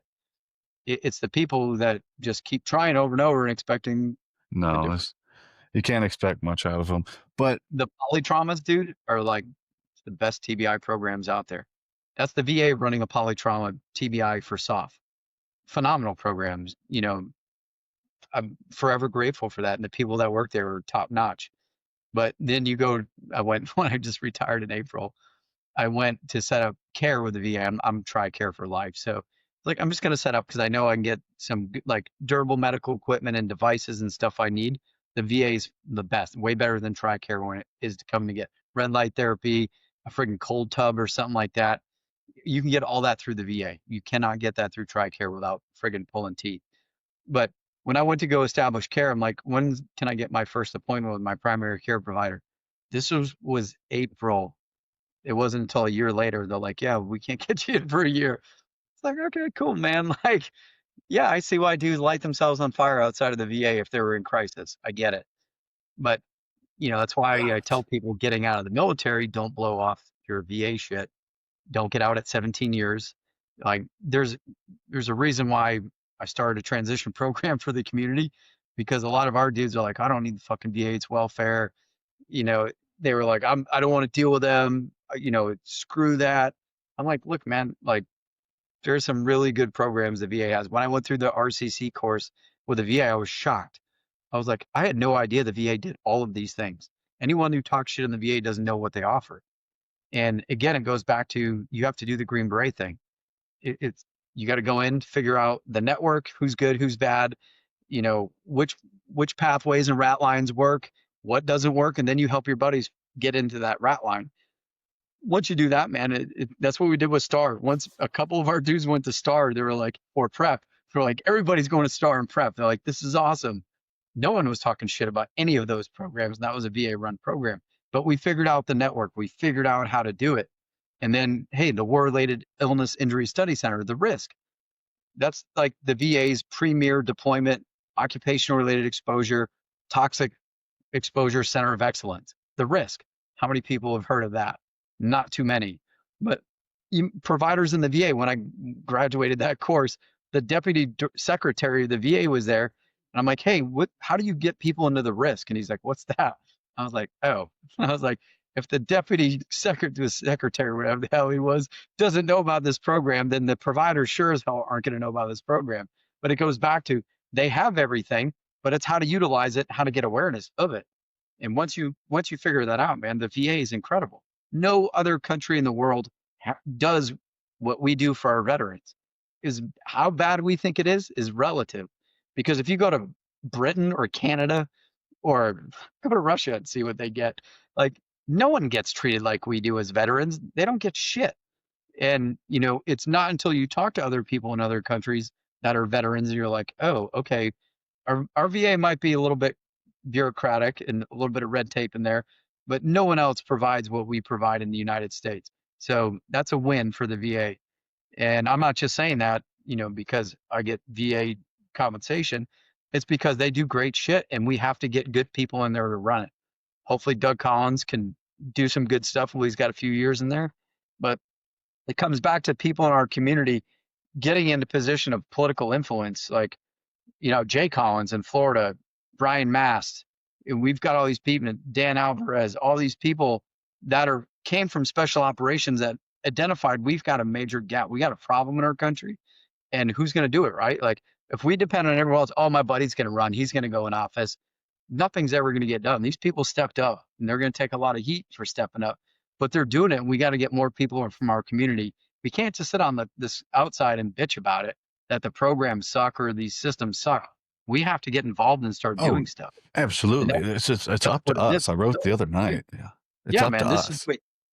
what you're providing is that outlet to get out there, right?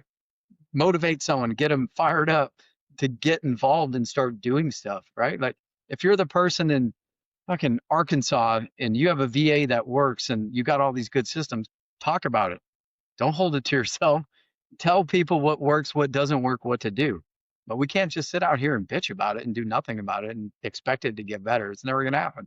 So But that's why I do these. That's why I do these podcasts, and that's why you're doing what you're doing, is because there is hope. There are programs out there that are doing good things, and that's why where I work with Task Force Dagger, I could have gone out there and contracted, made a ton of money. I know what I'm doing is making an impact. I'm passionate about it. It's my purpose, and I get to work remote, and I get to help people on a day-to-day basis, like in the weeds with them. You know what I'm saying? The worst case scenarios of people coming, it's not about the money, but that's it, man. It's making an impact. And going back to your original point about what happened to you and your story, it put you exactly where you needed to be to get out there and reach people and help them. That's it. I mean, I don't know how to make it any more clear. no, it's true. And I say to people, I've been very good at everything I've ever done. And when I finally realized that, Nick, you can be a good Green Beret still as a civilian. You don't have to have the uniform on. I was like, okay, let's take this serious. That's all of this. I created this from nothing. I'm nothing without the people that follow me and that support me, but this is from nothing. I sat up in bed in January 2nd or something like that and said, we're going to start this podcast today. And now here we are. And I joke, I'm so isolated from the community, and now I can get a hold of any living Green Beret in 15 minutes. Like anybody I want to get a message to, I can legitimately do it.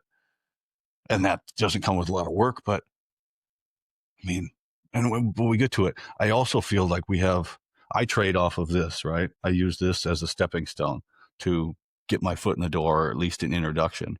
So I have a responsibility to learn how to help people if they come to me. I'm still a representative of regiment, so I have to represent well. So I better have at least some answer. Maybe not all the right answers, but I got to know the people. I got to have them in my phone. And that's very important to me. Like getting to know the people and having relationships with everybody in the network. It's very important that we still have a responsibility. If you're going to rise to a position where you can help people or enact change, then you have to if you're going to put yourself in the spotlight, you have to at least be able to answer the question when somebody sends you the message. Now, for everybody listening, just another disclaimer. I take sleeping pills. Do not call me from midnight to 7 a.m. I will not wake up. I am not your guy. But there are hundreds of other people that are. So that's always my disclaimer. I'm not going to wake up. Please don't call me at that time.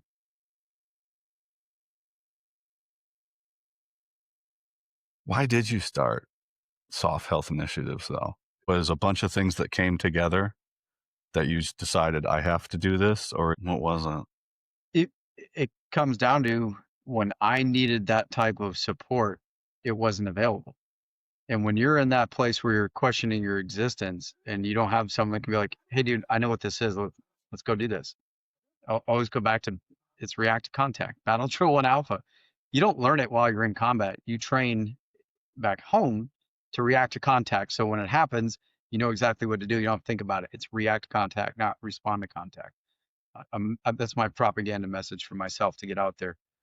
When I was suffering and when I was going through all this shit and I'm like, hey, I'm fucked up, I need help. It was the pill or the way out the door. And I'm like, no, there's got to be something to this. And when I finally figured it out, where it was all coming from, I was like, I know if I'm in the same environment as all these other people, and we're doing the same stuff, and we're exposed to the same things, they feel the way I do. And I guarantee you they're in the same boat that I was. And I was like, if I don't put myself out there, and this was not easy, by the way, imagine what I was going against. But putting yourself out there and being like, hey, I'm fucked up. People are like, dude, what's wrong with you? What Why are you what talking year about what year is this though? this? 12, you Was said? 2009. I started the program in 2012, but for 3 years Oh, okay. it was. Remember I told you about beating your head against the wall and Yeah. getting leads? So 2009 is when I started really being vocal. It's when I started the Facebook group, the SOF Health Awareness page. And I was like, look, toxic exposures, TBI, medications we were forced to take, mefloquine, Oof. trauma, like all these things, burn pits, air pollution. I'm like, these things all have the same effect on the brain and body. They're neurotoxic as hell. They cause cancer. They they kill psychological and physiological resilience. And I'm like, there's no one's immune to this. So no one can tell me this isn't an issue, or we looked at it. And I'm like, if I throw you in a fire, what happens? You get burned. It's an expected, appropriate response to fire. And if we go into areas where people are trying to kill us on a day-to-day basis, when we're huffing in burning waste and human fucking waste excrement and dead bodies and everything goes in a burn pit, we're huffing all this in. It's going to have a known effect. Breathing in toxins is toxic. There's no safe amount of any of those things. That's why they're called toxins. If not, they'd be called supplements, but they're not. They're toxic as hell to you. I'm on a crusade against some supplements right now. So for those Yeah. kids at home, most of those supplements aren't good for you either. No, they're full of the same heavy metals that we're getting exposed to downrange. We'll talk about that. Some muscle milk that happened while we were deployed. Had lead in it, right? We're getting lead exposure from everything else, and then we're drinking muscle milk and had lead in it. Oh no. Not just to be fair to muscle milk, about 75% of the proteins out there had the same shit in them. And so did like chocolate, had cadmium in it. Like we'll get into that later. But anyway, I identified this stuff that it was all out there, was having a known effect on us, blast overpressure, the failed relationships, all these things were happening. And I'm like, hey, we need to do something. Like, here I am, like, hey man, you were kept alive and put here for a reason. I've told you and smacked you in the face over and over again to do something about it. Okay, I'm gonna start doing something about it. And I was like, hey, we need to start testing people. One was start having conversations with other people that you could see were struggling, but weren't openly saying, hey, I'm struggling. I'm like, yeah, man, I'm going through all the same shit. How did you know? And then that just people started talking. I'm like, hey, what are the things in the body that make us resilient? What are the hormones and neurotransmitters role in the body? Oh, to bounce back psychologically and physiologically. Anabolism and catabolism, build and break down. So if I'm in a constant state of stress and reacting to everything in my environment, that's a catabolic effect. That means my body's breaking down. Okay, so if my body's breaking down, I'm chronically stressed, that means my immune system is going to be in dysfunction as well. My shield is down, my force field is down. Then I'm going to go in the environment full of pathogens and toxins and all this stuff. And all of a sudden, I'm going to have problems that people in their 50s and 60s normally get. I'm going to have them in my 30s and 40s. Why? Oh, well, yeah, because chronic stress decreases immune function. Toxins damage your DNA. Chronic and traumatic unresolved stress damages your DNA. Sleep deprivation, where all you're supposed to repair during deep sleep, restorative sleep. If that's not happening, what's happening to all the damage you do all day? And I was like, dude, this is so friggin' simple. Why are we missing this? And then it goes back to, okay, what do they teach in medical school? Everything's a disease. And when you're the when you're the hammer and everything looks like a nail, you're going to keep using the hammer. And so if you go through medical school thinking everything's a disease and it just comes out of nowhere and there's no root cause to it, you're going to keep hammering away with prescription drugs. So imagine being an 18 nothing talking to medical providers about, hey man, I think you're doing this wrong. I think we need to look over here and look at the root causes of these things. I'm like, who the hell are you, dude? Shut the fuck up. Get out of here. And imagine how that went for 3 That's got to years. be frustrating. A little bit. I know some of my providers that I caused a lot of ass pain for are probably laughing now looking at it. But if you said the word functional medicine 10 years ago, snake oil salesman, you're loony. It's bullshit. There's They no also science. used to think creatine was as bad as steroids. So, Yeah. Yeah. The thing that's good for your brain. Yeah. yeah. So, but going back to that, man, like that was not easy. So I just said, fuck, I went all in. I was like, I don't give a shit about what's on my shoulder or what's on my fucking chest for rank. I didn't care anymore. I knew that if I could save more of my bros by getting the word out there, getting them into programs that helped them, I could die tomorrow and be okay with it because I did something about it. I didn't sit there and be like, oh, someone else will do it. Oh, no big deal. It's all bullshit. That's not who I am. And, I learned how to live in my purpose, but that was it. I went to the foundation. They helped me when I was using functional medicine when it was non-existent in the military and was able to get all these tests and all these things run, diagnostics. Imagine that, looking at function of a system, kind of like we do for our weapon, but we won't do it for ourselves regularly and in the schedule. But I looked and guess what was off? Yeah, hormones and neurotransmitters. Go figure. When you're stressed chronically since you're a child, You think you're going to have healthy testosterone levels? Nope. Think you're going to be running off cortisol and adrenaline? Yep. You think you're going to have insulin resistance and thyroid issues? Yep.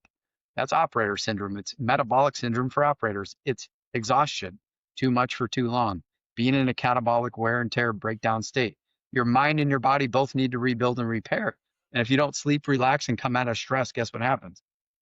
You don't bounce back psychologically and physiologically. So yeah, you get depression, you get anxiety, you get exhaustion, you get fatigue, you get brain fog, you get sexual dysfunction, you get weight gain. Those are all expected. An abnormal response to an abnormal situation's normal behavior. We know this. The science is there. I don't have to do more studies to tell you that chronic stress kills you, that it prematurely ages you, that it drives inflammation off the chart. I don't have to do studies to tell you that ingesting toxins is toxic. I don't have to do a study that tells you that carcinogens damage your DNA. All I have to do is look at the environment I live in, look at the lifestyle I lead, and see how it affects me. I'll go back to the car. More propaganda from me. What Oh boy. determines the lifespan of a vehicle or an aircraft?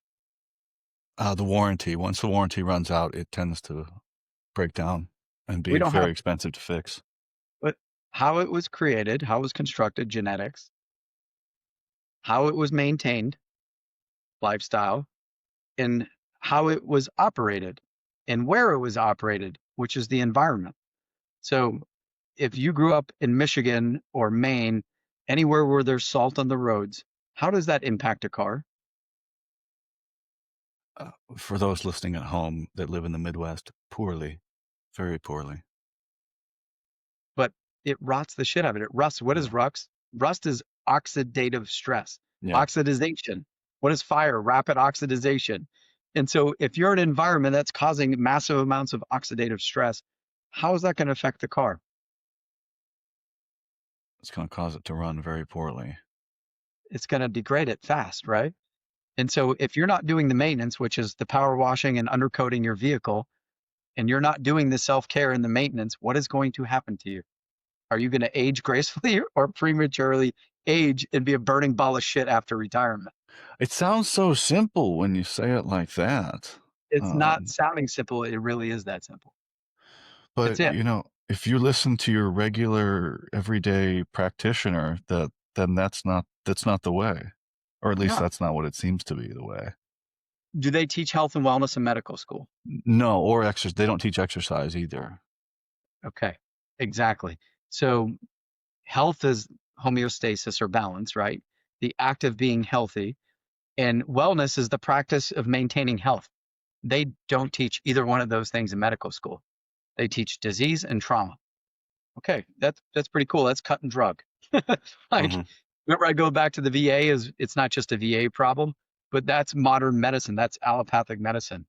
Name it, blame it, tame it, bill it, refill it. More propaganda from me, but that's it. You got a lot of It's acronyms. really how it was designed to make money, not to fix people. So much gloom and doom. So much gloom and doom. I But mean, as you said, what's our systems are better than don't, a lot of the countries in the world. yeah, don't get me wrong. Our trauma surgeons and surgery and medical best in the world. There's a reason why people from Dubai, UAE, and Saudi Arabia come here to get heart surgery because we have the best surgeons in the world. It's no fault to them. I'm not blaming them for being who they are. I'm blaming the system for not putting that in place. If you go to CDC or World Health Organization when you're done with this podcast and go look at what the what number one condition of doctors visits. It's 95% of doctors visits are stress related. This is published, right? This is known. So if we know stress comes from your lifestyle and your environment, then why aren't we doing medicine that focuses on lifestyle and environment? Go back to, oh, it's that simple. It is that simple. It's literally that simple. If if I'm gonna go back to this. I'm gonna use the commissary as the number one example Here of we go. how screwed up things are in the military with health and wellness. What's the first things you see when you walk into a commissary? Like the Are you talking the the food court or the grocery store? think of the gas station, not the commissary, but the exchange or whatever it is. Oh, the The exchange. PX. Well, The PX way, you got the registers, and then you got the cookies, and then you got the tornadoes, and then you got the alcohol. And what else? The Um, tobacco. oh yeah, that's behind the counter where the registers are. Yeah, Okay. Ultra processed foods, carcinogenic. Alcohol, carcinogenic. Tobacco, carcinogenic. Oh, can't figure out why everyone's fucking fat in the military and they're getting cancer. We'll start there. That shows you everything you need to know about what's wrong with the healthcare or what's wrong with if I was an 18 Fox, dude, force protection. What is killing our people? What is the threat to our people? we are. The U.S. government is only good at one thing, and that's killing people. It doesn't matter if it's the enemy or the home team. We are only good at killing people. That's it. Be good or be good at it, right? That's right. No, but think about it, right? Like we're telling soldiers, hey, if you don't lose weight, we're kicking you out. You're a fat. You go to fat camp. We're literally that's like going to a battered woman shelter and telling them they're fucked up, and then putting dudes that beat their ass at the door and telling them they're fucked up. Like, Yeah. think about that. Like, we're literally feeding them the shit that's making them sick, and then saying you're a fat ass, you're sick. Why are we losing you? Because you're fat. You're brave. You're broken. It's insanity. Until we get to the point as a society when we say, hey, we're going to stop paying to poison ourselves, it's never going to change until people take control of what they're putting in their body, what they're listening to, what they're watching, what they're eating, what they're ingesting, then nothing is going to change. We're going to be consumers of poison, psychologically and physiologically. And, I'm not perfect by any stretch of the means, but I do my best every day to not consume junk. And it's everywhere. It's like, no matter where you go, you buy organic. And even now we're finding out organic shit's GMO'd and cross-contaminated with pesticide. You can't get away from it. But what you can do is do damage control, bro. And that's it. Do the best you can about what you're consuming. Speaking of consuming, all right, back to the muscle milk. Let's get, what the fuck was that? What happened with that? Did you get pallets of the shit and it was bad or what? They used to send them to us in pallets in Afghanistan, but it was full, it had lead, high levels of lead. You could Google that one. But like I said, they weren't the only one. That's just where they found it. It's in everything. On cosmetics, food. Our food is and medicines are contaminated with everything. Look at how many blood pressure meds in the last 2 years got recalled for carcinogens in it. By the way, if anyone out there listening, most of your shit's produced in China and India. So just know that those prescriptions that you're getting from the VA that are off, they're not brand label, whatever, they're coming from foreign countries half the time. You The know, thing in the military, we're not supposed to buy goods in the military that come from foreign countries, like flags and patches on your uniform or caskets or whatever. Like our medicines that we're using on our service members are produced in foreign countries that have zero fucks given about if we're healthy or not. So there have been a bunch of drugs recalled for having and containing known human carcinogens in them. So just be smart, man. Do some reading, get out there and look. If you're going to put me in front of a camera, I'm going to pull all this shit out because it pisses me off that fighting for over 20 years for this damn military, that we let so much dumb shit kill our people that we're not even focused on. It's like, you care about people. We had a military, national defense, protect our nation from all these dumbass countries that are poisoning us and letting this shit come in here and harm us. It's like, hey, dude, let's start there. You wonder I, why no one can join the military because they're obese and overweight, low IQ, and have all this shit going on. You better hope AI and robots start fighting wars because right now over 80% of the population's ineligible to join the military. I've got one investigation I'm on that I'm going to bring up after we're done recording because I haven't unleashed it on the world yet. But I mean, I do the. You seem very learned, and I go with the extremely simple version. Like I decided one day that in my head, I was like, this carnivore thing, there's probably got to be something to that. I like one ingredient. So I went, well, I'm going to try that. And I go down to the butcher and I get a cow. Now they're all named Carl. That might be the secret why it works for me, but I only eat cows named Carl. But anyway, I go get a cow named Carl and I put him in my freezer and then I eat all of Carl and then I get a new one. And ever since I started doing that and then eating beef, rice, and milk. Those are really the only three things I eat 95% of my. I feel fucking great all the Hmm. time. Like, it's unparalleled how good I feel compared to when I would just eat whatever the fuck. Hmm. Um, it's not a very exciting diet, but let me tell you, Carl is delicious every time. Yeah. Every time I fire up a steak of Carl or some ground beef, tastes way better than that shit at the store. It's so good, and I I feel just had a fucking great. go. Say again.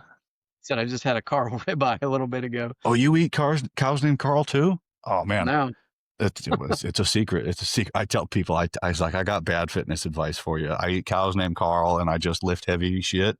And then when I want to get stronger, I lift heavier shit.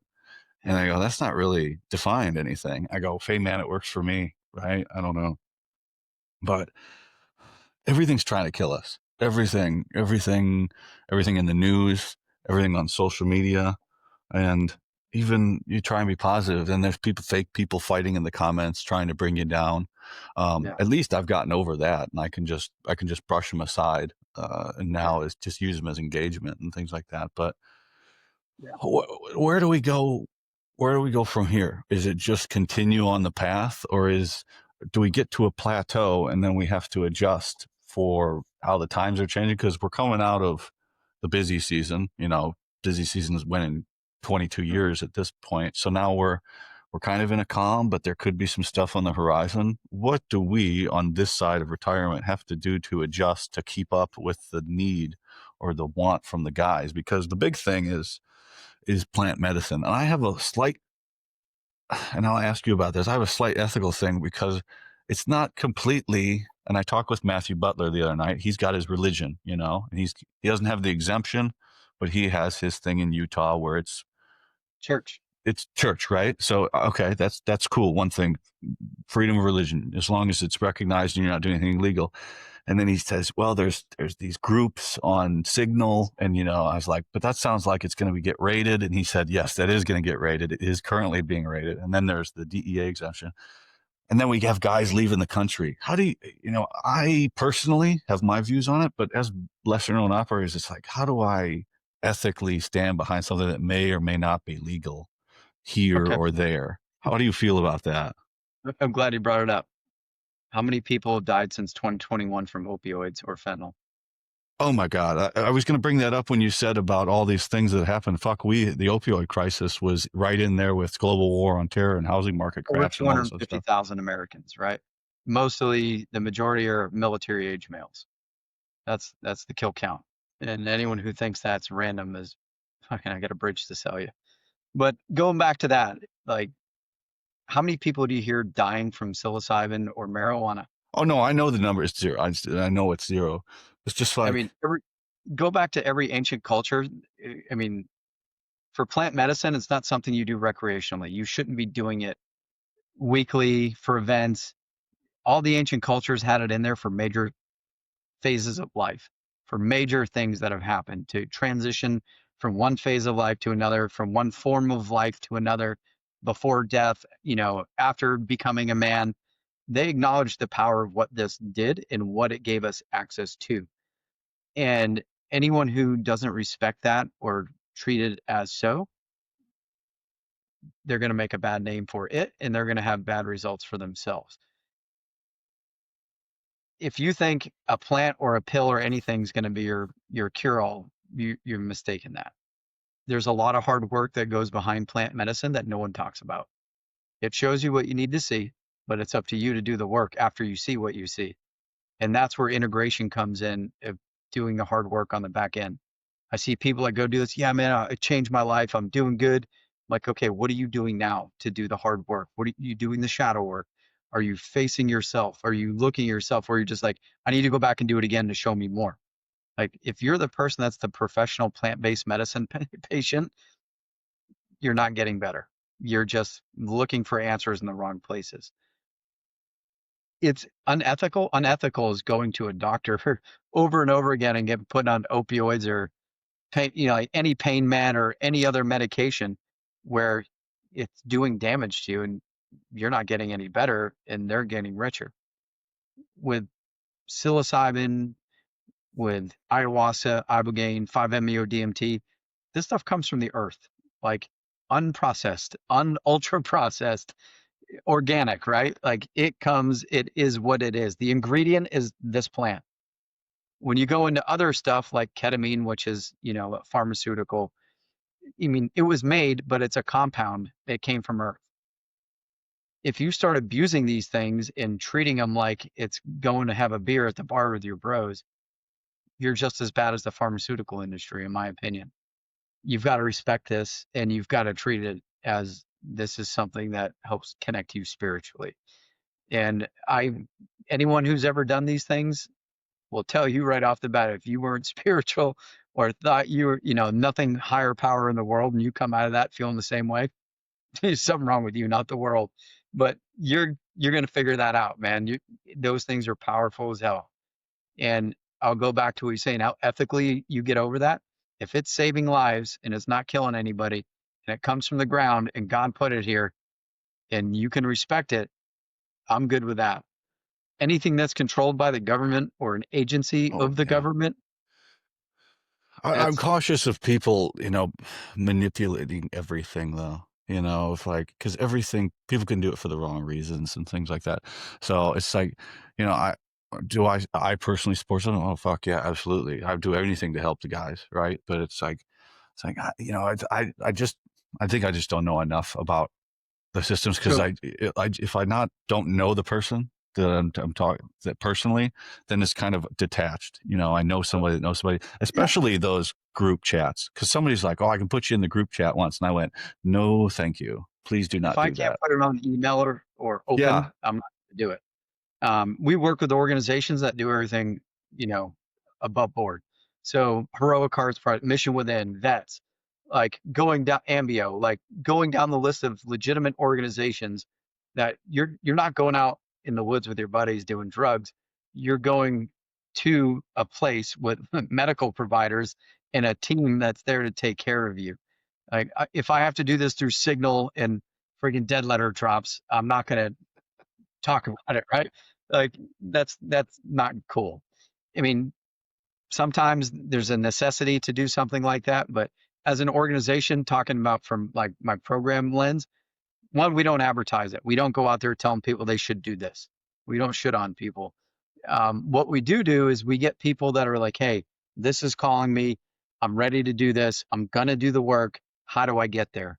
And then we connect them to the organizations that do that. We do not advertise plant based medicine, psychedelic assisted therapy. It's there. And people who are ready to get it will get sent to us. And then we do a screening and a triage to make sure that they're not one, you can't, there's no contraindications, right? We have medical providers and behavioral health providers that do all this screening before they go do this. And all the good organizations out there, that's step number one, medical screening before you go do anything. But yeah, man, we filter all those requests in. Like, hey man, like we don't feel comfortable supporting this because you haven't done X, Y, and Z already. Yeah, because you know how it is. You see a podcast, you see something like that dude did ayahuasca in the jungle. I'm going. you're Like, you're you're you're you're enthused. It's all you're excited now, but you think everything's a catch-all, a cure-all. Like, if I could, I stopped drinking, but if I didn't do the 15 other things after it, then I wouldn't be where I'm at now. I'd be drinking again. So, that's it. That's the hard work. That's what we talk about. The hard work.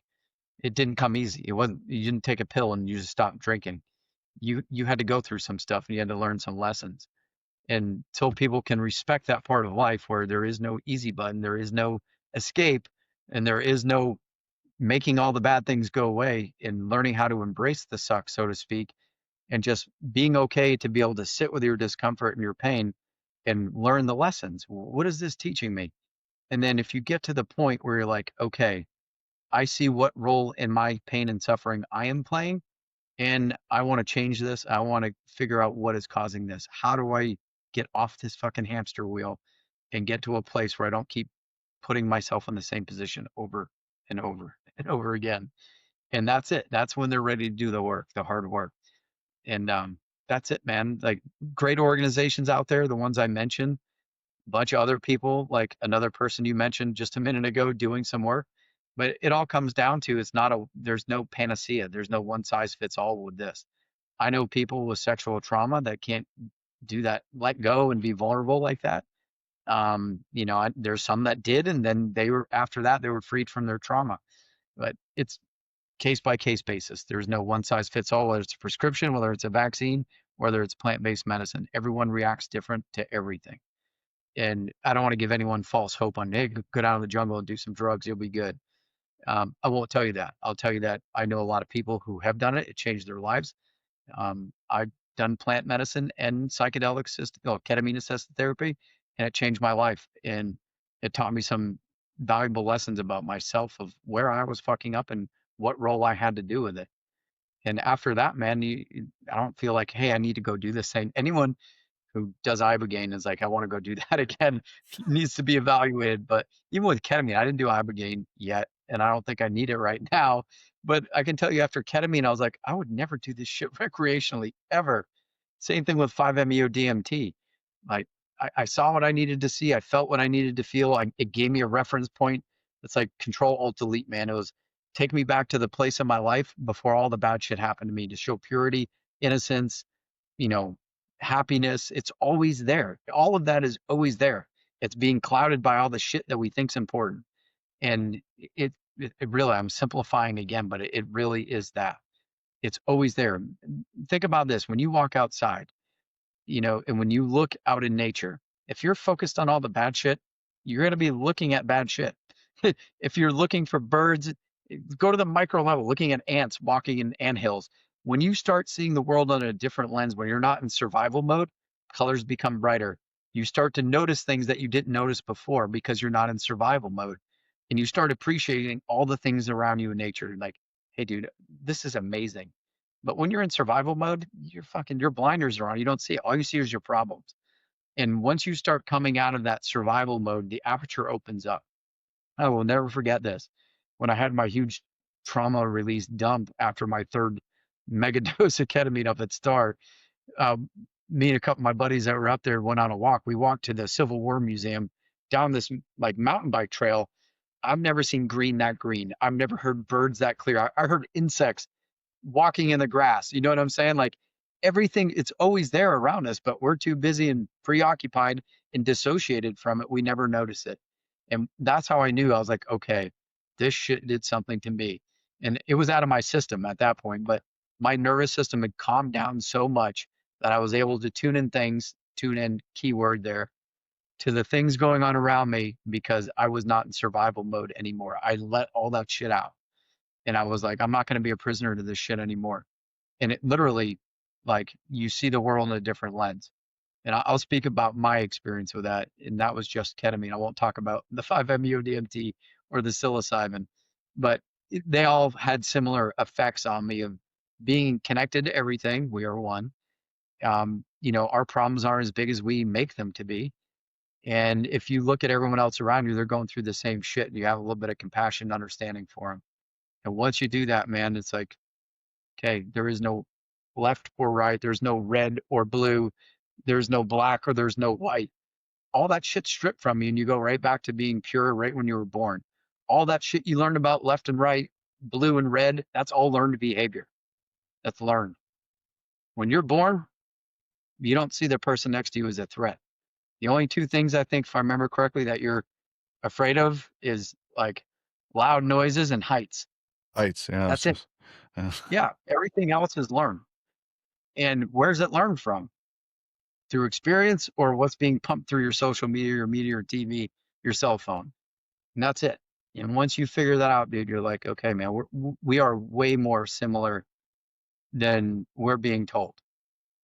And that's it, man. I like to simplify shit, but if you can take problems you understand and simplify, it means you understand the problem. As humans, we overcomplicate shit all the time. We got a keen sense of the ability for that. So yeah, man, that's what I learned from plant-based medicine. I wouldn't demonize that. I wouldn't if it gives you that insight and our ancestors knew it gave you that insight, yeah, when we commercialize it, well, we're gonna have problems. Like you said. That When we commercialize it, it's going to become a it's problem. happening already. Yeah. Same thing happened with marijuana. Like the marijuana you're getting now is it's not the Rocket shit you're fuel. fucking headed for smoking. Yeah. It's like Not even close, dude. And the same thing's going to happen. Anything worth doing is worth overdoing in America. But know that that could happen. So right now, as far as we're sending people in the jungle with licensed providers and people who know what they're doing, I feel good with that. I don't have any qualms about it whatsoever. It's when we start seeing psychedelic tourism, we fucked it up. That's it. It's done. It's already happening in South America and Central America. But when you see all these people out there on their healing journeys and they're putting it out on social media, broadcasting it for the world, not for the right reasons, man. They didn't learn the lesson, do the hard work. It's the people who are being like, hey man, respect this shit, know what it can do, don't take advantage of this. Like that's who you want. You'll go back to saying again, people don't publicize their healing work. They don't go out there and, you know, every day in their car crying, going, look what happened to me. That's not the people doing the work. That's people making money off feeling sorry for themselves and getting people to tune into it. That's where the problem is. And you can see it. You'll see it a mile away with people you're helping. You've got a platform, dude. You've got like Sean Ryan, like Joe Rogan. It's get that information out there and make sure people are doing the right thing with it. Yeah. And being responsible for that. You have influence and power. And with that comes a lot of responsibility. And I respect the shit out of all those dudes, especially right now. You saw what happened to Charlie Kirk. There's people out there trying to get the truth out there and do the right thing. And there's a lot of powerful people out there that don't want that information going out there because it's a threat to their equity. So, yeah, man, not to get serious, but No, it's you're serious with no, the you're serious good. life. It's again, as I said, the show. I need to learn these things because I need to at least give my opinion when somebody asks me about these things. For me, no interest at all whatsoever. It's just like some other aspects of people's healing journeys. I have no interest if it's not related to my diet and the gym. There's very little interest in that outside of those things, but those are exactly what I need. I know that's what I need. I really do. But when people ask me, I gotta have some information, and it's good to know, and I got to know who to send people to that I trust. Because you trust, Green Beret is one thing, but you got to know the guy too. And I don't want to send somebody the wrong because that's a reflection on me as well. So, but Yeah. I mean, that's it. You'll know when you're ready or if you're ready. You'll know it. That's your decision. yeah, That's the spiritual part of it. You'll know when it's your time. And that's what, if I give any advice to anybody out there looking to do that, you'll know when you're ready. Um, you don't force things like that. And if you're looking for the answer in any type of one thing, chances are you're not ready for that one thing to do what it needs to do. So I know a lot of people are desperate out there, like, hey man, I want to feel better, I want to do better. But really start with looking inward and starting from childhood. I'll ask two questions when I work with people with trauma. Can you tell me when's the last time you felt normal? Or it's two courses of action. I don't know what normal is. I've never felt normal. I've never felt safe. I've never felt at peace. I've never felt those things. That tells me childhood was hell. Or if I hear someone tell me, hey, I've never been right since this moment, single event trauma, someone died, I almost died, something happened to me. Okay, man, that's the easier one to work on. But when someone tells me I don't know what right or normal ever felt like, that's a major red flag of, okay, this is going to be a journey. This is going to be some work. And before we go just opening Pandora's box on somebody, it's put you with a professional who understands this type of trauma, complex PTSD. Um, you squash all that shit down in there so you don't remember it for a reason because it's going to terrify you and make you feel horrible. And so when you get to an environment where you finally do feel safe and you are at peace and you have good people around you, Pandora's box going to open up. That lid's going to fly open like Jack in the Box is what I always use with my clients. But when you get to that place where if you ain't feeling, you ain't healing, there's a reason for that. But once you start opening that box, you want to be working with someone who can help you and ensure you feel safe, who you can trust, who you can process that with, like EMDR, ARDS, cognitive behavioral therapy. You're going to be reprocessing events that happen to you. In trauma, you don't remember it like a damn cinema movie. You remember flashes, bits and pieces, and sometimes you won't even know if it's real or if it was fake. And it's done for a reason to protect you. But once you start peeling back the layers of the onion and you figure out stuff that happened to you, stuff that was said to you, done to you, you're like, holy shit, I had no idea that it had that much of an impact on me. And once people are freed from that and they can start talking openly about it and making sense of it and knowing, hey, it wasn't my fault, nothing I could have done about it. I don't want this to define me. And they start taking control over those situations. It frees them from that trauma. Some better than others. I'm not saying that everyone's going to get cleared of all these bad things that happen to them, but I see a lot of people that overcome some horrific shit that get to a way better place in life where they're actually living again, not existing. And it's work. There's no easy button. I'm not found one thing that's like, oh yeah, it just cured me. I was fine the next day. Whoever tells you that's full of shit. There's still residuals back there. There's always going to be bad memories. There's going to be triggers, no matter no matter how much work you do. Yeah. um, they'll just have a different level of being triggered on those things. But I mean, they're there for a reason to protect you and to keep you alive. And once you understand that those are the lessons in those events that have happened to you and they shape who you are and push you where you need to go, that's when you can start feeling good about yourself. That's when you can start sleeping easy at night, knowing that okay, I'm right where I'm supposed to be, and that shit happened to me, but you know what? It made me a better dad, made me a better Green Beret. What happened to me, you know, I stopped from happening to another kid that was being sexually abused or whatever it was because I knew what this was.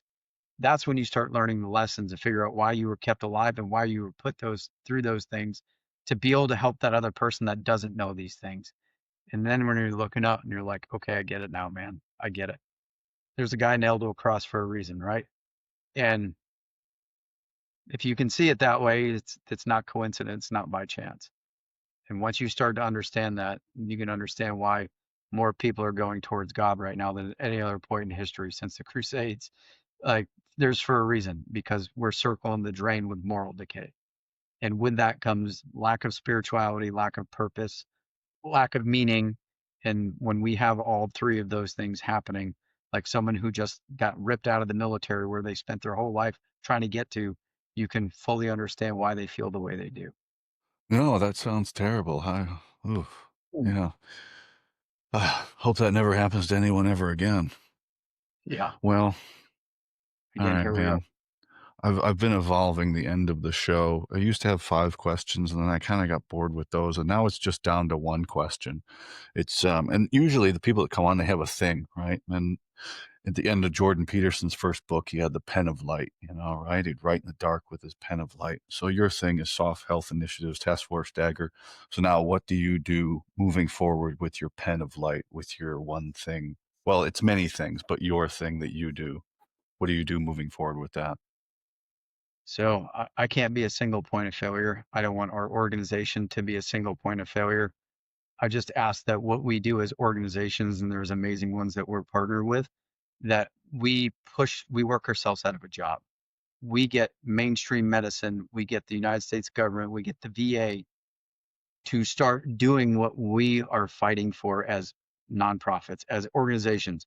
Former first responders, military, everyone running these organizations because they know what wrong looks like, that we need to work ourselves out of a job. We can't be a single point of failure. We need to implement change. We need to do it time now.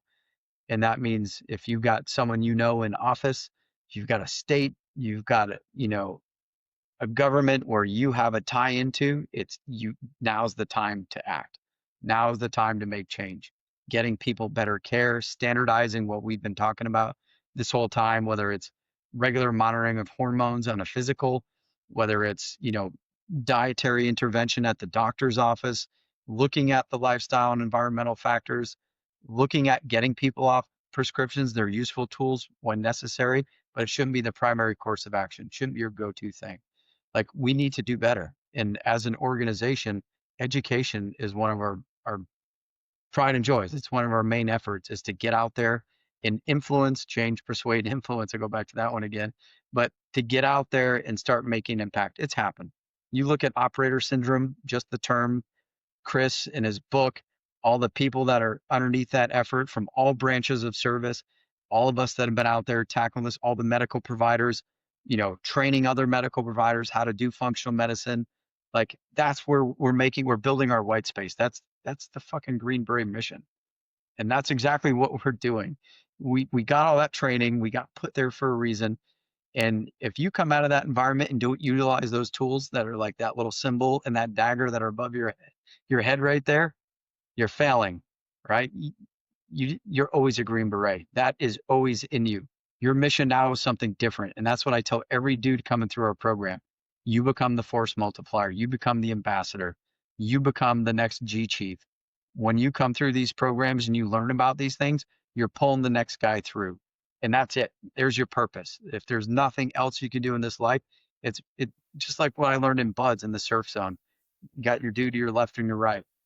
And when you do that, man, this isn't so bad. And if we can do that as a community, we take care of our own, get the word out there, get people into these programs like Task Force Dagger, Operator Relief Fund, SOC Green Beret Foundation, Special Forces Trust, Operator Relief Fund. You know what I mean? There's all of these programs doing amazing things on a daily basis. We can't do it alone, and we're not going to do it alone. We all have our strengths and weaknesses, but it's getting out there. Rule number one: give a shit about your people. And if you can focus on the people, everything else comes easily. But that's it, man. That's our mission. We're family focused. We're not just for the operator, we're for the entire family. Because I'll go back to what I was talking about before, it's the environment. If I take someone, send them to friggin' the jungle to do all these cool things and the wife's still at home and for the past 10 years you've been a complete asshole to her and put her through hell and you get to do all the cool shit and you come home, how's she going to feel about you that, oh, I'm all good now? It's awesome. She's like, how can I go do that? Well, guess what? We're a family-based organization and we'll help the spouse. We'll help the kids get what they need. If you do not address the environment you go back to, you are going to revert right back to the environment. That's how your body works. That's how your mind works. You always go back to the familiar hell. The new, the unknown, the good, that's foreign territory for us. And the nervous system always defaults back to the familiar hell. And to break that habit takes work. And there's no easy button to do that, man. Love it. How can everybody find you on the socials if they so choose? I asked, don't go to my personal page, but go to the SOF Health Initiatives Instagram page. Go there. Go follow Task Force Dagger's page. All the organizations I just named, go follow those pages. But anyone else doing podcasts like you, I just did Brent Lloyd. I just did one, with Mike Ritland. All these people that come out, you're going to hear me saying the same message. It's for a reason. I'm doing my propaganda because I know what it needs.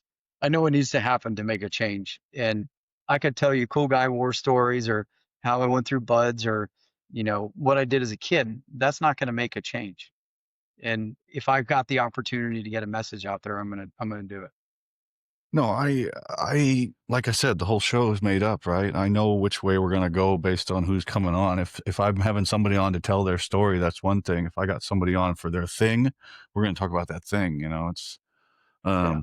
and I get practice. Like that's why I like it. That's why minimal notes and things like that. I want to be so good at speaking that I'm at an event and they go, "Hey, our keynote speaker didn't show up. Nick, can you go up there?"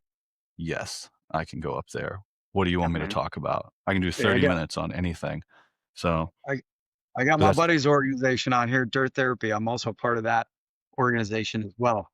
I've got I didn't even realize it till a second ago. I'm branding, but University Health and Performance. You got an oh, I didn't even entire bring them up. Yeah, they're great. Hunter Schur out there. He's the best. Yeah, first group. Yeah, man. So, I mean, there's people out there making a change, making an impact, and talking about a powerful one. I was fortunate. Matt brought me through that program. I'm supposed to go back out with Hunter again this winter to go through one of the other ones. But I always push people to that. If you're listening, you're a veteran, and you want to give back to the community, University of Health and Performance is the way to do that. And scholarships through Team Red, White, and Blue through GI Bill.